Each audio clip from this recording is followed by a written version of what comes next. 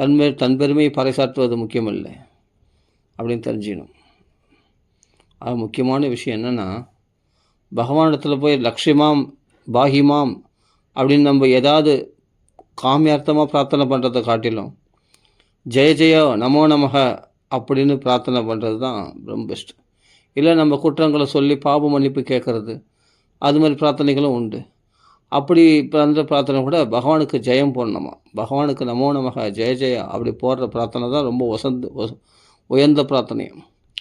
நம்ம பாவங்களை போக்கணும்னு சொல்கிறதோ அல்லது நம்ம காமியார்த்தமாக பிரார்த்தனை பண்ணியதுக்காக பண்ணுற பிரார்த்தனைகளை விட இந்த பிரார்த்தனை வசதி அப்படின்னு மகான்கள் சொல்கிறாங்க. அதனால் இங்கே சொல்கிற ஜித்தம் தே ஆத்மவித் துரிய ஸ்வஸ்தையே ஸ்வஸ்திரஸ்துமே, பகவானுக்கு எதுக்கு ஜெயம் போடணும் அப்படின்னா, ஒரு தடவை தேவர்கள்லாம் வந்து தங்களுக்கு தாங்களே ஜெயம் போட்டுன்னு வந்தாங்களாம். அசுரர்களை ஜெயித்து தங்களுக்கு தாங்களே ஜெயம் போட்டுன்னு வந்தாங்களாம். அக்னிக்கு ஜெய், வாயுக்கு ஜெய், இந்திரனுக்கு ஜெயின்னு தங்களுக்கு தாங்களே ஜெயம் போட்டுன்னு வந்தாங்களாம். அந்த இடத்துல வந்து ஒரு ஜோதி ஸ்வரூபமாக ஒரு பரமபுருஷன் தோன்றினார். அப்போ யார் இந்த ஜோதி ஸ்வரூபம் அப்படின்ட்டு முதல் வாயுதேவனை விட்டு அனுப்பிச்சார் இந்திரன் பார்த்து சொல்கிறான், வாயுதேவா நீ போய் பார், யாருன்னு பார் கேளு அப்படின்னு. யார் நீ அப்படின்னு கேட்டோடனே, நீ யார் அப்படின்ட்டு அந்த பூதம், அந்த ஜோதி வடிவத்தில் பூதமானது கேட்டது. நீ பூத வடிவத்தில் காட்சியளிக்கிற அந்த பூதம் கேட்டது, நீ யார் அப்படின்னு கேட்டது. நான் வாயுதேவன். அப்படியா, நீ என்ன பண்ணுவ, உன்னுடைய தொழில் என்ன? நான் எதையும் பறக்கடிச்சிடுவேன், எல்லாத்தையுமே என்னுடைய வாயு பலத்தினால் எல்லாத்தையுமே பறக்க செய்வேன் அப்படின்னு சொல்கிறார். எல்லாத்தையும் வளர்த்த முடியும், எல்லாத்தையும் வளர்த்தக்கூட சக்தி எனக்கு உண்டு அப்படின்றார். அப்படியா, சரின்னு சொல்லி உடனே ஒரு புல்லை கிள்ளி போட்டார். ஏதா இந்த சின்ன புல்லை ஒன்று கிள்ளி போட்டு, இந்த புல்லை நீ வளர்த்துவியா, புல்லை நீ பறக்கடிப்பியா, பறக்கடிக்க செய்ய பார்க்கணும்னு வாயுதேவன் தன்னுடைய முழு பலத்தையும் பிரயோகம் பண்ணி அதை ஊதி பார்த்தார். காற்று புயல் காற்று மாதிரி வீசி பார்த்தார். ஆனால் அந்த புல் அசையலை. அதாவது அதுதான் அந்த புல் அசையலை. அதுக்கு பிறகு என்ன பண்ணுறார், அதுதான் சம்ஸ்கிருதத்தில் இந்த ஸ்லோகம் வந்தது போல இருக்கு. தேன வினா திருணம் அபி ந சலதி அப்படின்னா, பகவான் அனுகிரகம் இல்லாமல் ஒரு புல் கூட அசையாது அப்படின்னு சொல்கிறேன் இல்லையா. அதான் தேன வினா திருணம் அபி ந சலதி அப்படின்னு சம்ஸ்கிருதத்தில் ஒரு பழமொழி இருக்குது இல்லையா. அது அப்போ அந்த பூதம் யாருன்னு தெரிஞ்சிக்காமல் இவர்கள் அந்த புல்லை அசைக்க பார்த்தா அசைக்கூட முடியல வாயு தேவனால். உடனே அக்னி பகவான் வந்தார், விட்டமிச்சான் இந்திரன். அக்னி பகவான் வந்தால், நீ யாருன்னா, ஆசு சுக்ஷனி, நான் அக்னி பகவான், எதையும் எரிச்சிடுவேன், எல்லாத்தையும் பொசுக்க தள்ளிடுவேன் நான். அப்படியா, இந்த புல்லை பொசுக்கு பார்க்கலாம் அப்படின்னா தன்னுடைய பயங்கரமான பிரளய கால அக்னியாக அப்படி அதுக்குள்ளே ஆவேசமாகி அது எரிக்க பார்த்தார். அந்த புல் வாடலை, கருகலை, வாடலை, ஒன்றுமே ஆகலை. அதனால் பச்சை பச்சைன்னு இருக்குது அந்த புல் பார்த்தா. அக்னி பகவான் தன்னுடைய மொத்த சக்தியும் அதில் காண்பிச்சார். ஆனால் அது எரியலை, அந்த புல்லை எரிக்க முடியல அவரால். அப்போ அக்னி பகவான் வாயுதேவனும் தோற்று போய் போனாங்க. அப்போ இந்திரனே வந்தானான். இந்திரனே வந்தவுடனே அந்த பூதம் மறைஞ்சு போச்சு. அப்போ தான் யார் இதுன்னு ஆச்சரியப்பட்டாங்க தேவர்கள். இது வேதத்திலே வரக்கூடிய கதை. அப்போது அந்த பரமேஸ்வரனுடைய சகச்சரணியாக இருக்கக்கூடிய அந்த பரமேஸ்வரி வந்தால் பிரத்யட்சமாகி, இப்போ ஒரு பூதம் தோன்றுச்சு. அவர் யாரும் இல்லை, அவர் தான் உங்களுக்கு ஜெயத்தை பெற்றுக் கொடுத்தவர், அவர் தான் சாக்ஷாத் பகவான் பரமேஸ்வரன் அப்படின்னு சொல்கிறேன். அதனால் இனிமேல் உங்களுக்கு ஜெயம் கிடையாது, உங்களால் ஒரு புல்லை கூட ஒன்றும் பண்ண முடியல. அப்படிங்கும்போது நீங்கள் ஜெயம் போட்டுக்கிறீங்களே உங்களுக்கு. அப்போது அவனருளின்றி ஒரு புல்லு கூட அசைக்க முடியாது நம்மளால் இல்லையா. அதனால் அவனுக்கு தான் ஜெயம் போடணும் அப்படின்னு ஒரு கதை வருது. அப்புறம் பரமேஸ்வரனுக்கு ஜெயம் போட்டாங்க தேவர்கள் அப்படின்னு சரித்திரம் வருது. அதனால் ஜெயம் போடணும்னா அவனுக்கு தான் ஜெயம் போடணும். நம்ம வாழ்க்கையில் கூட நாம் ஜெயிக்கிறத காட்டிலும் நம்ம வாழ்க்கையில் பகவான் ஜெயிக்கணும். அதுதான் நமக்கு ஸ்வஸ்திரஸ்துமே. எதுக்காக பகவானுக்கு ஜெயம் போடணும்னா, பின்ன ராவணன், இரணிகசிபு போன்றவர்கள்லாம் யார் ஜெயிக்க முடியும்? அவனுக்கு ஜெயம் போட்டால் தானே ராவண கும்பகர்ணம் ஜெயிக்க முடியும், போல அசுரெல்லாம் ஜெயிக்க முடியும். அதனால் அவனுக்கு ஜெயம் போடுறோம். சரி, ராவண கும்பகர்ணத்துக்காக நம்ம ஜெயம் போடணும்னு அவசியம் இல்லை. ஏன்னா ராவண இரணிகசிபு போன்றவர்கள்லாம் தேவர்களுக்கு ஆளுக்கு ஆள் அவர்களுக்கு சமமான ஆட்கள் தான் சண்டை போடுவாங்களே தவிர நம்மை போன்ற மனுஷர்களை யார் சட்டை பண்ண போகிறா? அவன் பாருங்கள், இரண்யகசிபு மேலே சாகக்கூடாது, கீழே சாகக்கூடாது, அது சாகக்கூடாது எல்லாம் வரம் கேட்டான். மனுஷனை பற்றி எங்கேயாவது பெருசாக பேசலாம், மனுஷனை பற்றி பேசல. அதே மாதிரி ராவணன் கூட பார்த்தா மனுஷரில் சட்டவே பண்ணல, மனுஷரில் வரத்தில் சேர்த்துக்கல. அதனாலே அவனுக்கு மனுஷ ரூபம் எடுத்து பகவான் வந்தார் இல்லையா, ராமாவதாரம். ஏன்னா எல்லாரும் தேவர்களால் அக்ஷரால் சாகக்கூடாது, கிண்ணறலால் கந்தர்களால் சாகக்கூடாது, தேவர்களால் சாகக்கூடாது, ராட்சஸால் சாகக்கூடாது எல்லாம் வரம் கேட்டானே. மனுஷன் ஏன்னா சட்டை பண்ணானா பற்றியா அந்த ராவணன்? மனுஷனை ஒரு பொருட்டாகவே எடுத்துக்க மாட்டான். அப்போ அவர்கள் ஜெயம் போட்டோம். அந்த தேவர்களோ கந்தர்களோ யக்ஷர்களோ அவர்கள் ஜெயம் போட்டோம். நமக்கு என்ன வந்தது? நம்ம வரைக்கும் அவன் வரல இல்லையா, ராவணன் வந்தானே நம்மக்கிட்ட. மனுஷரில் ஒரு பொருட்டாக மதிக்கலே. அப்படி இருக்கும்போது நாம் ஏன் ஜெயம் போடணும் அப்படின்னா, ஆத்ம லாபத்துக்காக நம்ம கண்டிப்பாக ஜெயம் போடணும் பகவான். அப்போது இரண்யகசிபு சம்மாரத்துக்கோ ராவண சம்மாரத்துக்கோ நம்ம ஜெயம் போட வேணாம். அது தேவர்கள் ஜெயம் போட்டோம். ஆனால் நம்ம வேற ஒரு விஷயத்துக்காக ஜெயம் போடணும். என்னென்னா, வாழ்க்கையில் பகவான் நம்ம வாழ்க்கையில் நாம் ஜெயம் பண்ணோம் நினச்சிட்டு நாம் ஜெயிக்கணும்னு சொல்லிட்டு ஒவ்வொரு விஷயங்களும் ஈடுபட்டு நாம் தோல்வி அடைகிறோம். ஒன்றுத்தில் ஜெயித்தாலும் ஒன்று தோற்றுடும். பகவானுக்கு தான் ஜெயம் பண்ணணும். நம்மளுடைய ஜெயம் இல்லை. பகவான் நினச்சா நீ ஜெயிப்ப, பகவான் நீ தோக்கணும்னு நினச்சா நீ தோற்றுருவ. அப்போ ஜெயம் நம்ம கையில் இல்லை. பகவான் நினச்சா தான் நீ ஜெயிக்க முடியும். எதுலேயும், இந்த வாழ்க்கையில் எல்லா விஷயங்கள்லையும் அதனால் அவனுக்கு தான் ஜெயம் போடணும். ஜிதந்தே ஆத்மவித் துர்ய ஸ்வஸ்தையே ஸ்வஸ்திரஸ்துமே பவதா ராதசாராத்தம் சர்வஸ்மா ஆத்மனே நமக. சரி, அவனுக்கு நம்ம எதுக்கு ஜெயம் போடணும்? ஸ்வஸ்திரஸ்துமே, நம்மளுடைய நன்மைக்காக. அதாவது பகவானுக்கு நமக்கும் ஜென்மமாக கோடிக்கணக்கான ஜென்மங்களாக ஓடி பிடிச்சி விளையாடிட்டு இருக்கோமா. நாம் ஓடி பிடிச்சி விளையாடினா என்ன தெரியுமா? சின்ன பசங்களாம் சேர்ந்து ஒரு பையன் ஓடி பிடிப்பான் எல்லாரையும்.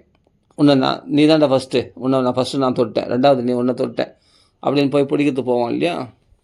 அது ஓடி பிடிக்கிற விளையாடுன்னு சொல்லுவாங்க. அது ஓடி பிடிச்சி விளையாடுற விளையாட்டு குழந்தைங்க.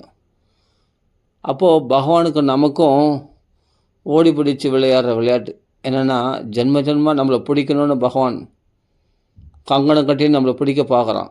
நாம் என்ன பண்ணோம்? அவன் கையில் அகப்படாமல் இருக்கணும் அப்படின்னு நாமளும் என்ன பண்ணோம்? அவனுக்கு டேக்கா கொடுத்துன்னு போகிறோம் பகவானுக்கு. அப்படி நம்ம எத்தனை கோடிக்கணக்கான ஜென்மமாக அவன் கையில் அகப்படாமல் போயிட்டு இருக்கோம். அவன் என்ன பண்ணுறான்? நம்மளை பிடிக்கணும்னு அவன் ட்ரை பண்ணுறான். ஆனால் நம்ம என்ன பண்ணுறோம்? பகவான் கையில் பிடிப்படாமல் பகவான் கையில் அகப்படுறதே இல்லை அப்படின்னு நம்ம உறுதியாக இருக்கிறோம். பகவான் கையில் அகப்பட்டால் நம்மளுக்கு மோட்சம் கிடச்சிடுமே. அதனால தான் பிறவி எடுத்துன்னு இருக்கோம். அதனால தான் சம்சாரத்தில் நாயா பேயா பூனையா பன்றியா மனுஷனா எத்தனை ஜென்மங்கள் எடுக்கிறோம். அப்போது பகவான் நம்மளை எப்படியாவது பிடிச்சிக்கணும்னு முயற்சி பண்ணுறான். ஆனால் அவன் கையில் அகப்படுறதே இல்லைன்னு நாம் கங்கணம் கட்டின்னு நாம் எஸ்கேப் ஆகினே இருக்கிறோம், தப்பிச்சுருக்கோம். ஆனால் பகவான் பார்த்தான், அங்கங்கே சாதுக்களை நிறுத்தி வச்சுட்டு இவனை பிடிக்கிறதுக்கு ஆள் அங்கங்கே. இப்போ எல்லாம் கம்ப்யூட்டர்ஸ் இதாகிடுச்சு பார்த்தீங்களா, எல்லாத்துலேயும் எங்கே போனாலும். இப்போது டிராஃபிக்கில் கூட எஸ்கேப் ஆகிறான்னு சொன்னால், ஒரு கொள்ளை கொடுத்து காரில் எஸ்கேப் ஆகிறான்னு சொன்னால் உடனே அங்கங்கே சிசிடிவி கேமரா இருக்குது இல்லையா, எப்படியோ கண்டுபிடிச்சி எங்கேயாவது அங்கே என்ன பண்ணுறான், அங்கே டிராஃபிக்கில் எங்கேயாவது பிளாக் பண்ணி அந்த ரோட்டில் பிடிச்சிடுறாங்க இல்லையா. அது மாதிரி பகவான் சாதுக்கள் ஆகிய பகவானுடைய போலீஸ்காரர்கள், பகவானுடைய காவலாட்கள் ஆகிய பகவானுடைய பார்ஷதர்கள் ஆகிய அந்த சாதுக்கள் அங்கங்கே நட்டு வச்சு அங்கங்கே இவன் எங்கே போனாலும் இப்படி போனாலும் அப்படி போனாலும் எங்கே போனாலும் சாதுக்களாக இருக்கிறத பார்த்து இவன் மாட்டிக்கிறானான், அகப்பட்டுறான். அப்போ பகவான் பிடிச்சிடுறான். இப்போ யாருக்கு ஜெயம் அப்படின்னு கேட்குறான். உனக்கு தான் ஜெயம் அப்படின்னு சொல்ல. ஒரு குறையாக இருக்கா அவனுக்கு? என்னிடத்தில் தோற்று வந்தவனுக்கு ஒரு குறையாக இருக்கா அப்படின்னு பகவான் கேட்குறான். இல்லை, நான் என் சேமத்துக்காக தான் நான் உன்னை விட்டு ஓடினேன், என் சேமத்தை தேடிக்கணும்னு நினச்சிருந்தா நான் எங்கெங்கேயோ ஓடினேன். கட்சியில் நான் ஒரு சேமத்தையும் அடைஞ்ச பாடு கிடையாது. என் நன்மைக்காக தான் நீங்கள் துரத்தினீர்கள்னு எனக்கு தெரியாது சுவாமி. ஏதோ நான் உங்களை விட்டு விலகி இருக்கும்போது தான் நான் சுதந்திரமாக இருக்குதா நினச்சி பல பாடுகள் பட்டேன். உலகத்துக்கு அடிமையான, குடும்பத்துக்கு அடிமையான, எல்லாருக்கும் அடிமையான. இப்போ தான் சுதந்திரம்னா என்னன்னு தெரியுது சுவாமி, உங்கள் கையில் அகப்பட்ட பிறகு தான். இந்த சாதுக்களுடைய சங்கத்தினால நான் மாட்டின்ட்டு உன்னுடைய பெருமைகளை கேட்கும்போது, உன்னுடைய புகழை பாடும்போது தான் உனக்கு இப்போ தான் நான் சுதந்திரம்னா என்னன்னே தெரியுது, சந்தோஷம்னா என்ன அப்படின்னு தெரியுது. இல்லை எங்களை ஆகப்பட்டுட்டே அதனால் குறையா இருக்கான்னு கேட்டேன் அப்படின்னாரு பகவான். குறைன்னா என்னன்னே தெரியல சாமி. பவதா ராதசா ராத்தம் பூர்ணமாக இருக்க இப்போது. எத்தனால்னா ராதசா ராத்தம் உன்னுடைய அழகு, அதாவது என் நெஞ்சு நிறைந்து புகுந்தானே அப்படின்ட்டு பகவான், இது ஒரு ஆழ்வார் சொல்கிறார் இல்லையா, பகவான் வந்துட்டான்னா அப்படியே மகோத்சவமாக இருக்குமா, மனசே மங்களகரமாக ஆகிடுமா. கிருஷ்ண கதையில் வந்த போது தான் மனசே மகோத்சவமாக இருக்குது. எதனால் போன அவனுடைய அழகு, பகவானுடைய சிந்தனையினாலேயே மனசு பரிபூர்ணமாக அடைஞ்சிடுது. இப்போ தான் சந்தோஷம்னா என்னென்னு தெரியுது, சாந்தினா என்னென்னு தெரியுது, உற்சாகம், உண்மையான சந்தோஷத்தை இப்போ தான் நான் உணர்றேன். அதுதான் இங்கே சொல்கிறார், பவதா ராதசாராத்தம் சர்வஸ்மா ஆத்மனே நமக ஆத்மனே நமக. அப்படியேப்பட்ட உன்னுடைய இருப்பு ஸ்வஸ்திரஸ்துமே இப்போ தான் மங்களம்னா என்னன்னே தெரியுது, சந்தோஷம்னா என்னன்னு தெரியுது, உண்மையான லாபம் எது, பெரிய லாபம் எதுன்னு இப்போ தான் நான் உணர்கிறேன் அப்படின்னு அந்த ஜீவன் சொல்கிறான். அப்போது நம்ம பகவானுக்கு தான் ஜெயம் போடணும், பகவான் தான் ஜெயிக்கணும், அவன் சங்கல்பம் தான் நிறைவேறணும். நம்ம சங்கல்பத்தில் நிறைவேற்றி நம்ம என்ன லாபத்தை கண்டோம்? ஜென்மமாக கோடிக்கணக்கான ஜென்மங்களா ஒரு லாபத்தையும் காணக்கலாம், ஒரு பிரயோஜனத்தையும் அடைந்த பாடு கிடையாது. அதான் சொல்ல, ஸ்வஸ்திரஸ்துமே என்னுடைய நன்மைக்காக அல்லவா நீ என்னை திறத்தினீர். இப்போ தான் புரியுது சந்தோஷம்னா என்னென்ன, ஆத்ம லாபம்னா என்னன்றது இப்போ தான் புரியுது. நாராயண ஸ்மரணம் தானே ஜென்மலாப பரபும்சாம் அந்தே நாராயண ஸ்மிருதி. பகவான் வந்து உள்ளே புகுந்துனார்னா இருதயத்தில், அப்போ தான் மனசே மகோத்சவமாக இருக்கும். அது வரைக்கும் நம்ம கவலைகள் தீரவே தெரியாது. அதுதான் இங்கே சொல்கிறார், பவதா ராதசா ராத்தம் சர்வஸ்ம ஆத்மனே நமக நம பங்கஜநாபாய பூத சூக்ஷ்மேந்திரி ஆத்மனே வாசுதேவாய சாந்தாய கூடஸ்தாய ஸ்வரோச்சிஷே. பகவானை நினச்சா நம்மளாம் பார்த்துட முடியாது. ஸ்வரோச்சிஷே, தானே தன்னை வெளிப்படுத்தினா தான் ஒருத்தன் ஹிருதயத்தில் பகவான் காட்சியளிக்க முடியும். நமக்கு எல்லாம் தெரியுது, இந்த உலகத்தில் பகவான் தான் என்ன பண்ணுறான், பஞ்சபூதங்களை படைச்சான். பஞ்சபூதங்களுடைய சூட்சுமங்கள், பூத தன்மாத்திரைகள் சொல்கிறேன், பஞ்சபூதங்களுடைய தன்மாத்திரைகள் எல்லாம் இந்த உலகமெல்லாம் பார்க்குறோம். இந்த பஞ்சபூதங்களால் ஆன இந்த பிரபஞ்சம் பஞ்சபூதங்களால் ஆனது தான் இந்த பிரபஞ்சம். இந்த பஞ்சபூத சூட்சுமங்கள், அவருடைய விகாரங்களாகிய இந்த பிரபஞ்ச சிருஷ்டி, இதெல்லாம் நம்ம பார்க்குறோம். ஆனால் இவைகள் மொத்தம் ஒரு நாள் பிரளயத்தில் ஒடுங்கி போயிடும், பகவான்களை போய் ஒடுங்கிடும். அப்போது என்னென்னா, பூத சூக்ஷ்மேந்திரி ஆத்மனே அவங்கள யார் இடத்துல ஒதுங்குன்னா பகவான்களை போய் ஒடுங்கிடுமா. பகவான் சாட்சி மாத்திரமாக இருப்பான். அப்போது உலகமெல்லாம் அழிஞ்ச நிலையில் பகவான் யாருன்னு அவன் தான் எரிஞ்சு இருக்கிறான். அப்போது உண்மையிலேயே பார்த்தா பகவான் மட்டும்தான் இத்தனை பஞ்சபூதங்களாகவும் சூஷ்ம இந்திரியங்களாகவும் எல்லாமே பகவான் தான் இருக்கிறான். ஆனால் நம்மளுக்கு எல்லாம் லோகம் தெரியுதே தவிர பகவான் தெரிய மாட்டேன்றான். ஆனால் எதனால் மறைச்சிருக்கான்னா, இந்த மாயால் மறைக்கப்பட்டிருக்கிறது. பகவானுடைய சுரூபமாக மாயால் மறைக்கப்பட்டிருக்கு. அதுதான் சொல்கிறார், ஈசாவஸ்யம் இதம் சர்வம் யத் கிஞ்சித் ஜகத்து. ஆனால் பகவானால் மறைக்கப்படணும் இந்த உலகமானது, அது ஞானிகளுக்கு தான் சாத்தியம். அப்போது எல்லாம் பூதங்கள், பஞ்சபூதங்கள், பஞ்ச இந்திரியங்கள் எல்லாமே, பூத சூக்ஷ்மங்கள் எல்லாமே அவனுக்குள்ளே ஐக்கியம், எல்லாத்துக்குள்ளும் அவன் தான் வியாபிச்சிருக்கான். ஏன்னா வாசுதேவாய வாசனாத் வாசுதேவஸ்ய வாசிதந்தே ஜெகத்ரயம் வாசுதேவாய சாந்தாய கூடஸ்தாய ஸ்வரோச்சிஷே. அப்போ வாசுதேவன் தான் எல்லாத்துலேயும் வாசம் பண்ணுறான். வாசனாத் வாசுதேவஸ்ய வாசிதந்தே ஜெகத்ரயம் அப்படின்னு சொல்கிறேன் இல்லையா, எல்லா இடத்துலையும் வாசம் பண்ணுறவன் வாசுதேவன் தான். அப்போ வாசனாத் அப்படின்னா வாசியம் அப்படின்னா எல்லாத்துக்குள்ளும் பகவான் தான் இருக்கிறான்றதை நமக்குள்ளே பிரகாசிக்கணும். நமக்கு தெரியணும். அப்போ என்ன லோகம் மறைஞ்சிடும், பகவான் தெரிய ஆரம்பிச்சிடும். அப்போது இவ்வளோ விகாரங்கள் தெரியுது. இவன் நல்லவன், கெட்டவன், மத்தியஸ்தன், லாபம், நஷ்டம், வெற்றி, தோல்வி, மானம், அவமானம், மனுஷன், மிருகங்கள், பட்சிகள், பறவைகள், கந்தர்கள், யக்ஷர்கள், கிண்ணர்கள், தேவர்கள் அப்படின்னு சொல்லிட்டு நட்சத்திரங்கள், ஆகாசம், பூமி அப்படின்லாம் தெரியுது. சந்திரன், சூரியனில் இவ்வளோ விகாரங்கள் தெரியுதுன்னு அத்தனைக்குள்ளும் இருக்குது வாசுதேவன் தானா. வாசிதந்தே ஜெகத்ரயம், எல்லாத்துக்குள்ளும். அப்போ நம்மளாம் என்ன பண்ணுறோன்னா பகவானை மறைச்சிட்டு இந்த லோகமாக பார்க்குறோம், பின்ன புத்தியோடு பார்க்குறோம். ஆனால் இவைகள்லாம் மறைஞ்சிடும். எப்படின்னா ஸ்வரோச்சிஷே, தன்னை யாருக்கு வெளிப்படுத்தணும்னு நினைக்கிறானோ அவர்களுக்கு இந்த பூதங்கள், பஞ்சபூதங்களான இந்த பிரபஞ்சத்தை மறைச்சிடுவானா, தன்னை வெளிப்படுத்துவானா பகவான். ஸ்வரோச்சிஷே, ஸ்வயம் பிரகாசமாக. அதுதான் சொல்கிறார் இல்லையா, தாம்னா ஸ்வேன சதா நிரஸ்த குகுகம். தாம்னா ஸ்வேன, தன் ஸ்வரூபத்தில் தான் ரமிக்கின்றவன், ஸ்வயம் பிரகாசமான ஸ்வரூபி. தன்னை யாருக்கு வெளிப்படுத்தணும்னு நினைக்கிறானோ அவர்களுக்கு தன் ஸ்வரூபத்தை வெளிப்படுத்தும். அவர்கள் லோகம் மறைஞ்சு போயிடும், பகவான் காண்பிப்பான் தன்னை. திருமூலர் பாட்டில் ஒரு பாட்டு வருது, மரத்தில் மறைந்தது பார்முதல் பூதம், மரத்தை மறைத்தது பார்முதல் பூதம் அப்படின்னு. அதாவது ஒருத்தர் என்ன பண்ணால், ஒரு மியூசியத்துக்கு போனால் அந்த யானை வடிவத்தில் ஒரு மரத்தினால் செய்யப்பட்ட யானை காணப்படுகிறது.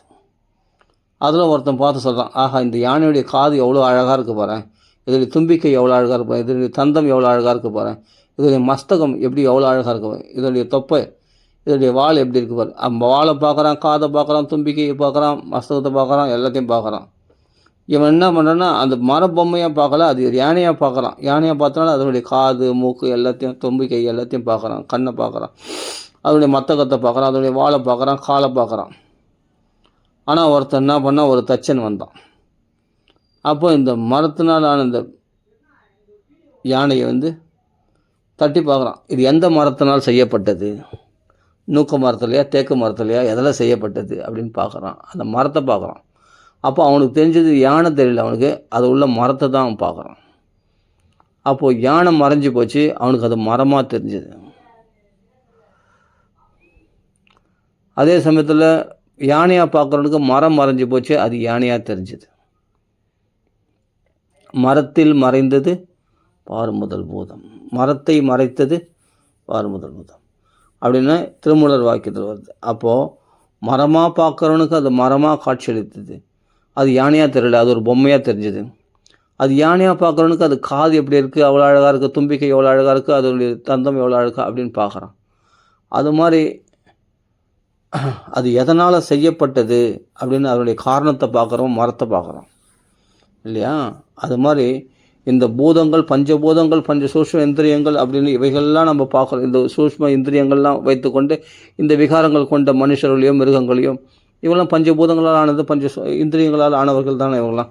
அப்போ இதை பார்க்குறோம், இந்த விகாரங்களை பார்க்குறோம், நல்லவன் கெட்டவன் எல்லாம் பார்க்குறோம், ஆண் பெண், மனுஷன், மிருகங்கள், பட்சிகள், இந்த விகாரங்களை பார்க்குறோம். இது என்னென்னா இப்போ என்னென்னா யானையுடைய காது அழகாக இருக்குது, தும்பிக்கை அழகாக இருக்குன்னு பார்க்குற மாதிரி இந்த விகாரங்களை பார்க்குறோம். இது சத்தியம்னு நினைக்கிறோம். அது உயிரற்ற ஒரு பொம்மை. எது? அந்த யானை. அது மரத்தினால் ஆனது இல்லையா, புரிஞ்சுக்கணும். அப்போ இந்த ஜடமான வஸ்துவாகி இந்த பிரபஞ்சம், இந்த பிரபஞ்சத்துக்குள்ளே பகவான் வியாபிச்சிருக்கிறதுனால தான் இவைகள்லாம் இயக்கம் பெறுகிறது. இவை உண்மையிலே ஜடம், பிரபஞ்சமானது ஜடம். அப்படி பார்க்க வரணுமா? அப்போ எல்லாமே வாசுதேவ ஸ்வரூபமாக எப்போ தெரிஞ்சிக்க முடியும் அப்படின்னா ஸ்வரோஜிஷே, பகவானுடைய அனுகிரகத்தினால்தான் ஒருத்தனால் தெரிஞ்சிக்க முடியும். தன்னை யாருக்கு வெளிப்படுத்துகிறானோ அவங்களுக்கு தெரிஞ்ச முடியும். அதாவது ஒரு உதாரணம் சொல்லுவார் ஸ்ரீ அண்ணா, அழகான உதாரணம் சொல்லுவார். இந்த லோகம் தெரியுது, ஆனால் நம்மளுக்கு பகவான் தெரிய மாட்டேன்றான். இது எப்படின்னா அது ஒரு உதாரணம் சொல்கிறார். சினிமா பார்க்குறோம் இல்லையா, அந்த சினிமா பார்க்கும்போது என்னென்னா, அந்த சினிமாவில் போய் உட்காந்த வரைக்கும் லைட் போடாத நல்லா இருட்டில் படம் காட்டுவான் சினிமாவில் போனால். நான் காலேஜ் டைமில் எத்தனையோ படம் பார்த்துருக்கேன். அப்போலாம் காலேஜ் டைமில் நம்மளுக்கு என்ன தெரியும், அதெல்லாம் ஜாலியாக காலேஜ் டைமில், ஸ்கூல் டைமில், +1 +2 டைம்லலாம் போய் படம் பார்த்துருக்கேன்.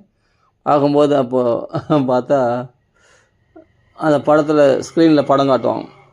அதில் பார்த்தா ஒரு காதலன் காதலி பேசுகிறது தெரியும், கார் வரும், பஸ்ஸு வரும், எல்லாம் பார்க்குறோம் அந்த ஸ்க்ரீனில் பார்த்தா. அந்த தேட்டரில் பார்த்தா கார் பார்க்குறோம், பஸ்ஸு பார்க்குறோம், ஆட்டோ பார்க்குறோம், மனுஷர்கள் பார்க்குறோம். நடமாறும்போது தான் ஒரு ஃபைட் சீன் வருது, ஒரு லவ் சீன் வருது, எல்லாமே பார்க்குறோம் இல்லையா?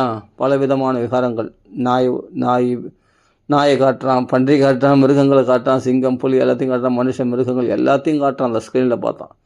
எது வரைக்கும்னா அந்த டியூப் லைட், அந்த லைட்டு போடுற வரைக்கும். லைட்டு போட்ட உடனே டக்குன்னு எல்லாத்தையும் மறைச்சிட்டான். படம் முடிஞ்சு போச்சு. படம் முடிஞ்ச உடனே பார்த்தா ஒரு லைட் தெரியுது. அப்போ என்ன தெரியுது? ஒரே ஒரு வெள்ளை ஸ்க்ரீன் மட்டும்தான் தெரியுது. அப்போ அந்த வெள்ளை ஸ்க்ரீனில் ஒரு உலகத்தையே காண்பிச்சான். காரு, பஸ், லாரி, காதலர்கள், அங்கே சண்டை அடிச்சுக்கிறான், ஒருத்தன் பிடிச்சிக்கிறான், வில்லன்கள் காமிக்கிறான், ஹீரோ காமிக்கிறான், ஹீரோயின் காமிக்கிறாங்க, நிறைய பேர் அதில் காண்பிக்கிறாங்க, ஒரு உலகத்தையே காண்பிக்கிறாங்க. ஆனால் அது படம் முடிஞ்ச உடனே, லைட் போட்ட உடனே ஒரே ஒரு ஸ்க்ரீன் மட்டும்தான் தெரிஞ்சுது. அப்போ இருக்கிறது ஸ்க்ரீன் தான், அந்த ஒயிட் ஸ்க்ரீன் தான், அந்த வெள்ளை திரை தான். ஆனால் அதில் இவ்வளோ பெரிய உலகத்தையே காட்டுச்சு இல்லையா? அது மாதிரி. ஆனால் அந்த படத்தை டக்குன்னு மாற்றிட்டான். ஆனால் இந்த ஸ்க்ரீனை மாற்ற முடியல பார். அந்த ஸ்க்ரீன் அப்படியே தான் இருக்குது. அது மாதிரி இந்த உலகமானது அழிஞ்சு போகும் பிரளய காலத்தில். ஆனால் இதில் உள்ளே இருக்கிற வாசுதேவன் அழியாதவன். இந்த பகவானால் தான் ஓதம் புரோதம், அவன் குறுக்கு நெடுக்குமான நூல்களால் பின்னப்பட்ட ஒரு துணி போல பகவான் தான் எல்லாத்துக்குள்ளும் வியாபித்து இந்த உலகமாக பரிணமிச்சிருக்கான் பகவான். அவனே இந்த உலகம் பிரளயமானாலும் பகவானாகவே இருப்பான் இல்லையா? அதுதான் இங்கே சொல்கிறார். வாசுதேவாய சாந்தாய கூடஸ்தாய ஸ்வரோஜிஷே. கூடஸ்தமாக இருக்கிறான் எப்போ நான் பிரபஞ்சமாக தெரியும் போது பகவான். ஆனால் அவன் தான் இத்தனைக்கும் ஆதாரமாக இருக்கிறான் இந்த பிரபஞ்சத்துக்கு. எப்படி அந்த ஒயிட் ஸ்க்ரீன் இவ்வளோ படங்களுக்கு ஆதாரமாக இருக்கோ அது மாதிரி அப்படி தான். அதனால் எல்லாம் வாசுதேவ ஸ்வரூபம் அப்படின்னு தெரிஞ்சுக்கணும். அதான் இந்த ஸ்துதியில் சொல்கிறார். நம பங்கஜநாபாய பூத சூக்ஷ்மேந்திரியாத்மனே வாசுதேவாய சாந்தாய கூடஸ்தாய ஸ்வரோச்சிஷே. எல்லாத்துக்கும் கூடஸ்தமாக, எல்லாத்துக்கும் ஆதாரமாக இருக்கக்கூடியவன், ஆனால் தன்னை வெளிப்படுத்தி கொள்ளாதவன். ஸ்வரோச்சிஷே, யாருக்கு தன்னை வெளிப்படுத்த நினைக்கிறானோ அவங்களுக்கு தன்னை வெளிப்படுத்தக்கூடியவன். அப்படியேப்பட்ட பகவான் நமஸ்காரம் பண்ணுறேன்னு சொல்லிட்டு நமஸ்காரம் பண்ணுறார் பகவான். இது பகவான் தான் எல்லாத்துடைய வடிவமாக இருக்கானோ. சொர்க்கலோகமாகவும் அவன் தான் இருக்கான், நரகலோகமாக அவன் தான் இருக்கிறான். அதே சமயத்தில் தர்மமாகவும் அவன் தான் இருக்கான், அதர்மமாக இருக்கான். நமோ அதர்ம விபாகாய மிருத்யவே துக்கதாயச்ச. மிருத்யவாகவும் இருக்கிறான், அவனே தான் கால சொருவியாக இருக்கிறான், அவன் தான் அமிர்த சொருவியாகவும் இருக்கிறான் பகவான். அவன் தான் சொர்க்கம், நரகம், மோக்ஷம் எல்லாமே. சொர்க்கா அபவர்க்கத்வாராய நித்தியம் சுஷதே நமக. எல்லாமே அவன் தான் இருக்கிறான். பிரம்ம, சிவன், விஷ்ணு எல்லா ஸ்வரூபமாக பகவான் தான். எல்லா தேவதைகள் வடிவமாக இருக்கிறான். விராட் ரூபமாக இந்த பிரபஞ்ச வடிவமாகவும் பகவான் தான் இருக்கிறான். சொர்க்க நரகங்கள் போல எல்லாமே அவன் தான், கிருஷ்ணன் தான், வேறு யாரும் இல்லை. ஆனால் இதெல்லாம் இருக்கட்டும், இவ்வளோ ரூபங்கள், பகவான் விராட் ரூபனாக இருக்கட்டும், தேவதா வடிவத்தில்னா இருக்கட்டும், இல்லை பல பஞ்சபூத ரூபத்தில்னா இருக்கட்டும், இல்லை பல உலகங்கள் வடிவத்தில்னாலும் இருக்கட்டும், ஆனால் இவைகள்லாம் நமக்கு என்னென்னா பிரமிப்பை கொடுக்கக்கூடியதாக இருக்குது. ஆனால் பக்தர்கள் அனுபவிக்கக்கூடிய ஒரு ரூபம் இருக்கான். அந்த ரூபம் பக்தர்களுக்கென்றே தனியாக வச்சுருக்கான அந்த ரூபத்தை. அது யாருக்கும் காட்ட மாட்டானான். அது பாகவதர்களுக்கு மட்டுமே தான் காட்டுவான் அந்த ஸ்வரூபத்தை. அது என்னன்னா, அது எனக்கு காட்டேன் அப்படின்னு பகவான்கள் பிரார்த்தனை பண்ணணும். அது பக்தர்களுக்கு தான் அந்த ரூபத்தை காட்டுவான் பகவான். தர்ஷனம் நோ துருக்ஷூணாம் தேஹி பாகவதார்ச்சிதம். பாகவதர்களுக்குன்னே ஏகாந்தமாக பக்தி பண்ணுறவங்களுக்குன்னே அப்படி கிருஷ்ணஸ்வரூபத்தை பகவான் தன் ஸ்வரூபத்தை காண்பிக்கிறானா. பாகவதர்களால் அர்ச்சிக்கப்பட்ட அந்த ரூபத்தை, ரூபம் பிரியதமம் ஸ்வானம் சர்வேந்திரிய குணாஞ்சனம், எல்லா இந்திரியங்களுக்கும் ரமிக்கத்தக்க, கொள்ளை கொள்ளக்கூடிய அப்படிப்பட்ட அழகான ரூபம் உடையவனாம். பிரியதமமாக இருக்கக்கூடியது. தன் ஸ்வானாம், தன் பக்தர்களுக்கு பிரியமுள்ள அந்த ரூபத்தை யாருக்கும் காட்ட மாட்டான். அந்தரங்க பக்தர்களுக்கே காட்டக்கூடியவன். அந்த ரூபத்தை ஒரு தடவை பார்த்தா எவ்வளோ ஆசையாக இருக்கும். அவன் எப்படி, அந்த ரூபம் எப்படி இருக்கணும்? சர்வ சௌந்தர்ய சங்கிரகம், எல்லா அழகுகளும் பகவான்கள் இருந்து சிந்தனை அழகு தானே. இந்த பெண்ணை பார்த்தா அழகாக இருக்குது, அந்த பையனை பார்த்தா அழகாக இருக்குது, அவனுடைய பலம் அதிகமாக இருக்குது, இவனுடைய பலம் அதிகமாக இருக்குது, இவனுடைய புகழ் அதிகமாக இருக்குது, இவனுடைய பதவி அதிகமாக இருக்குது, பதவியில் சிறந்தது எல்லாம் பகவான் கழிந்து சிந்தனது தானே அதெல்லாம் ஒரு திவிலை, அவ்வளோதான். அதுக்கே நீ அப்படி மயங்கி போறிய. அவனுடைய புகழை பார்த்து மயங்குற, அவனுடைய பதவி பார்த்து மயங்குற, அவனுடைய பணத்தை பார்த்து மயங்குற, அவனுடைய அழகை பார்த்து மயங்குற. எல்லாம் பகவான் போட்ட பிச்சை, பகவான் கழிந்து சிதறின ஒரு திவிலை தான். அதுவே ஆஹா ஓஹோன்றோம். மொத்த சௌந்தரியம், மொத்த பலம், பரிபூர்ணமாக அந்த 6 ஐஸ்வர்யங்களும் பரிபூர்ணமாக கொண்ட பகவான் அப்போ எப்படி இருப்பான்? கோடி மன்மத லாவண்யா ஹரிச்சந்திரன சச்சிதரன அவ்வளோ அழகுடையவனாச்சே பகவான். அப்படியேப்பட்ட அழகுடையவன், சர்வ சௌந்தர்ய சங்கிரகம், எல்லா அழகும் ஒன்று சேர்த்தா எப்படி இருக்குமோ அப்படி இருப்பானோ. அவன் கழிந்து வந்த அழகு தான் இந்த உலகத்தில் பார்க்கக்கூடிய அழகுகள்லாம். அதுவே ஆஹா ஓன்றோம். அப்போ அவனுடைய ஒரிஜினல் அழகை நீ பார்த்துட்டு அவ்வளோதான், விடவே மாட்டேன். கோடி மன்மத லாவண்யம், அதான் கோபிகள்லாம் ஆசைப்பட்டாங்க அந்த ஸ்வரூபத்தில். ஸ்னிக்த பிராவிரட் கணஷ்யாமம், எத்தனை பதங்கள் போடுறாப்பாங்க. மழைலாம், மழையோடு கூடி அந்த மழை பெய்யக்கூடிய, இப்போது மேகம் வந்து திரண்டு வருதுன்னா கண்ணங்கரையல்னு இருக்குது. அப்புறம் நல்ல கனசியாமம் வந்து மழையை கொட்டுன்னு கொட்டிட்டு போகுது. அப்போ அது வரும்போதே பார்த்தா, அந்த மேகங்கள் திரண்டு வரும்போதே பார்த்தா குளிர்ச்சியான காற்று வீசும். அது வெயிலில் தாப்பப்பட்டவங்களுக்கு தான் அந்த குளிர்ச்சியான காற்றினுடைய இனிமை அனுபவிக்க முடியும். அது மாதிரி இந்த சம்சார தாபத்தில் வாட்டப்படுறவங்களுக்கு அந்த பகவானுடைய ஸ்வரூபம் எப்படி இருக்குமானா, சியாமல வர்ணனாக, சியாமசுந்தரனாக பகவான் வரானா. கனசியாமம், அதுவும் மழையெல்லாம் தீர்ந்து போய் வெள்ளை மேகம், வெளுத்து போன மேகம் இருக்குது இல்லையா, அது மழையெல்லாம் தீர்ந்து போச்சு.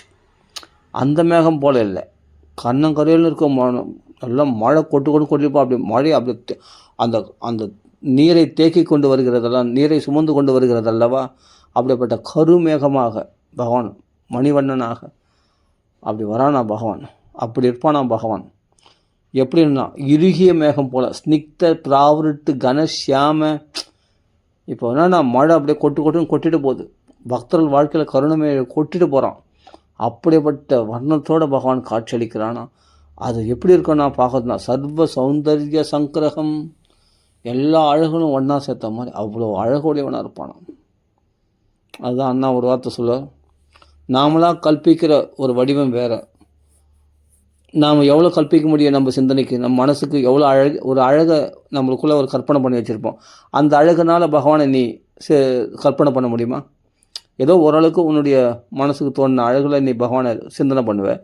அதுக்கு ஆனால் பகவானே நேரில் வந்துட்டான்னா, சர்வ சௌந்தர்ய சங்கிரகம் மொத்தம் அப்போ ஒரிஜினல் அழகோடு பகவான் காண்பிக்கும்போது உன்னுடைய மானசீகமாக கல்பித்த அந்த அழகெல்லாம் வந்து ஒன்றுமே இருக்காது.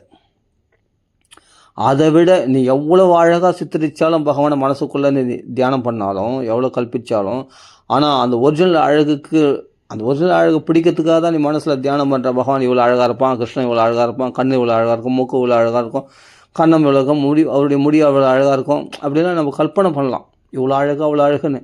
ஆனால் அவன் மனசுக்கு எட்டி பிடிச்சிட முடியுமா அவனுடைய அழகை? மனசுக்கு அகோச்சரனாக இருக்கக்கூடியவனாச்சே, மகனுஷுக்கும் அகோச்சரனாக இருக்கக்கூடிய, புத்திக்கு அகோச்சரனாக இருக்கும், எல்லாத்துக்கும் அப்பாற்பட்டவனாச்சே.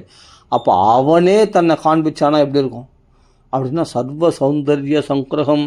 நம்ம மனசில் கல்பிச்சதெல்லாம் போயிடுமா. அவன் சுயமாக தன் ஸ்வரூப அழகத்தை காண்பிச்சானா அப்படியே அதிசயமாக பேச்சே வர, தொண்டை கத்கதம் உண்டாயிடும், அவ்வளவு அழகு.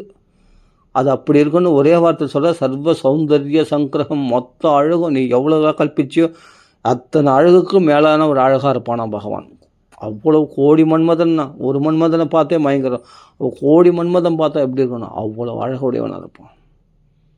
அது கோடிக்குன்னா ஒரு கணக்கு சொல்ல, கோடி கூட கோடி அப்படி சொல்லலாம், அதுக்கு எல்லையே கிடையாது.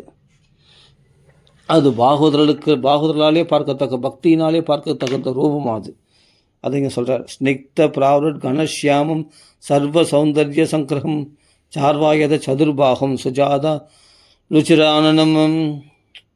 அழகான ருச்சிகரமான முகத்தை உடையவன், 4 கையில் சங்கு சக்கரம் கதை தடுத்து கொண்ட சர்வ சௌந்தர்ய சங்கிரம். அப்படிப்பட்ட வைகுண்ட கோலத்தில் பகவான் அவ்வளோ அழகு உடையவனாக காட்சியளிக்கின்றானாம் பக்தர்கள் ஹிருதயத்தில்.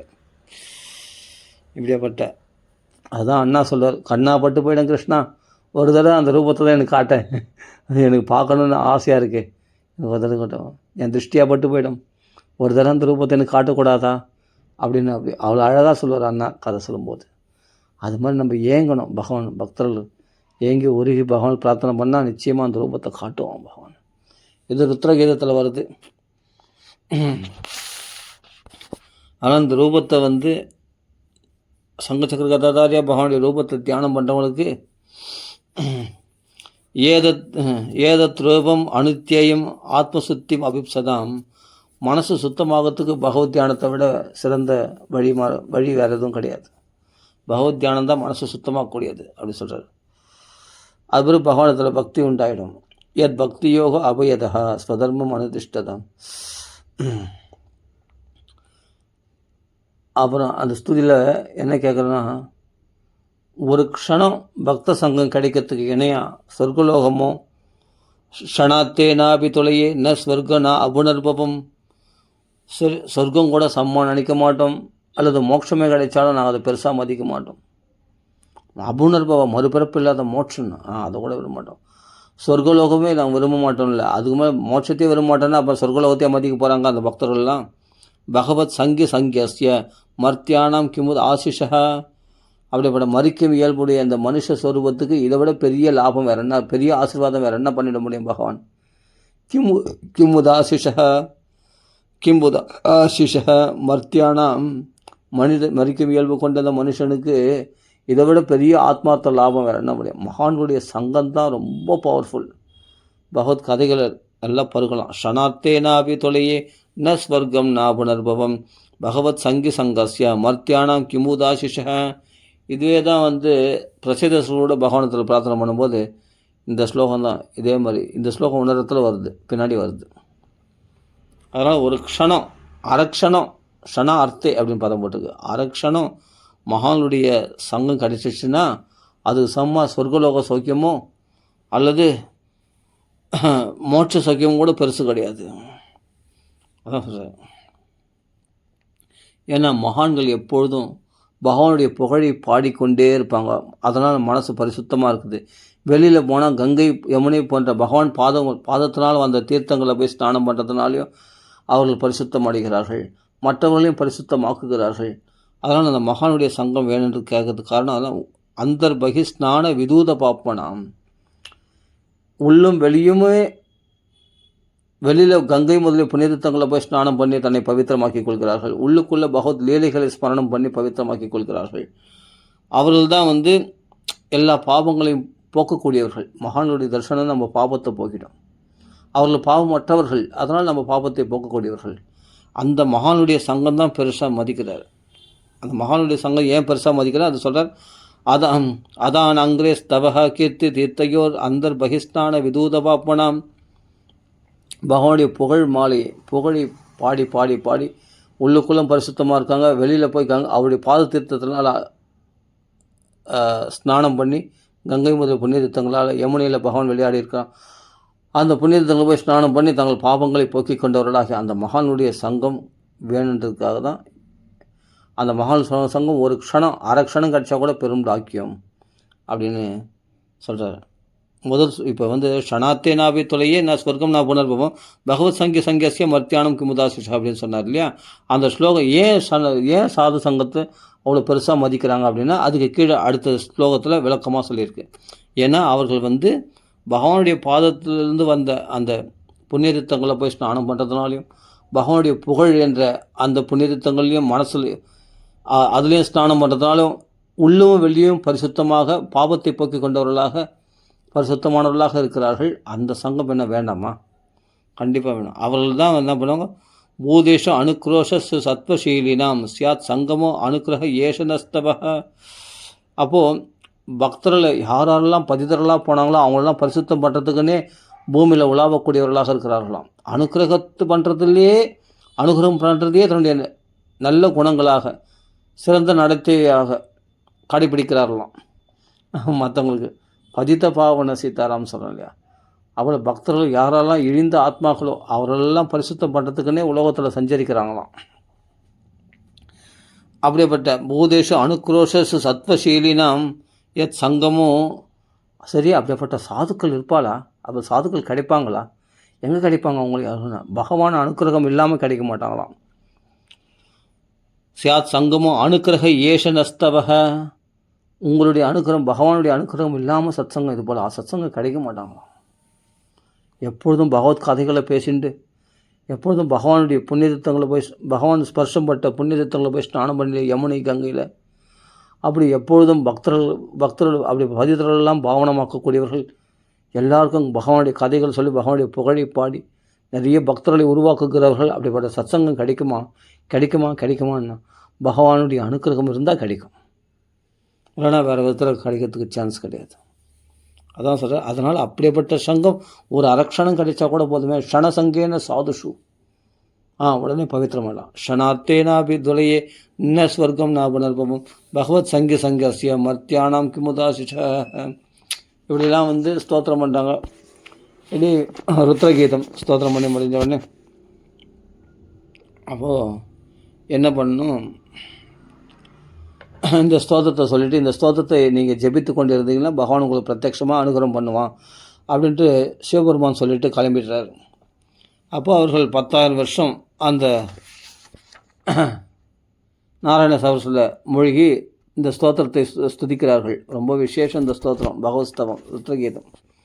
இதை ஜபித்து கொண்டிருக்கும்போது பகவான் 10,000 வருஷம் பொறுத்து பகவான் காட்சியளிக்கின்றார். பகவான் காட்சியளித்த உடனே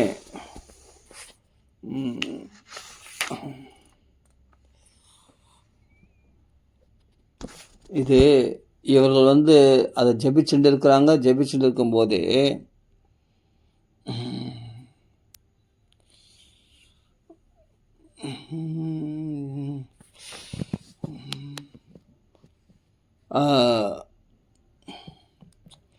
நீங்கள் இப்படி ஜபிச்சுட்டு இருக்கும்போதே இதனுடைய நீங்கள் கண்டிப்பாக உங்கள் தபசு முடிவில் நீங்கள் பகவானை தரிசிப்பீர்கள் என்று சிவபெருமான் அனுகிரகம் பண்ணிட்டு போனார்.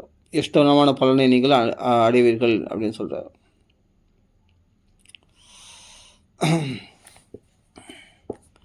அப்போ பகவான்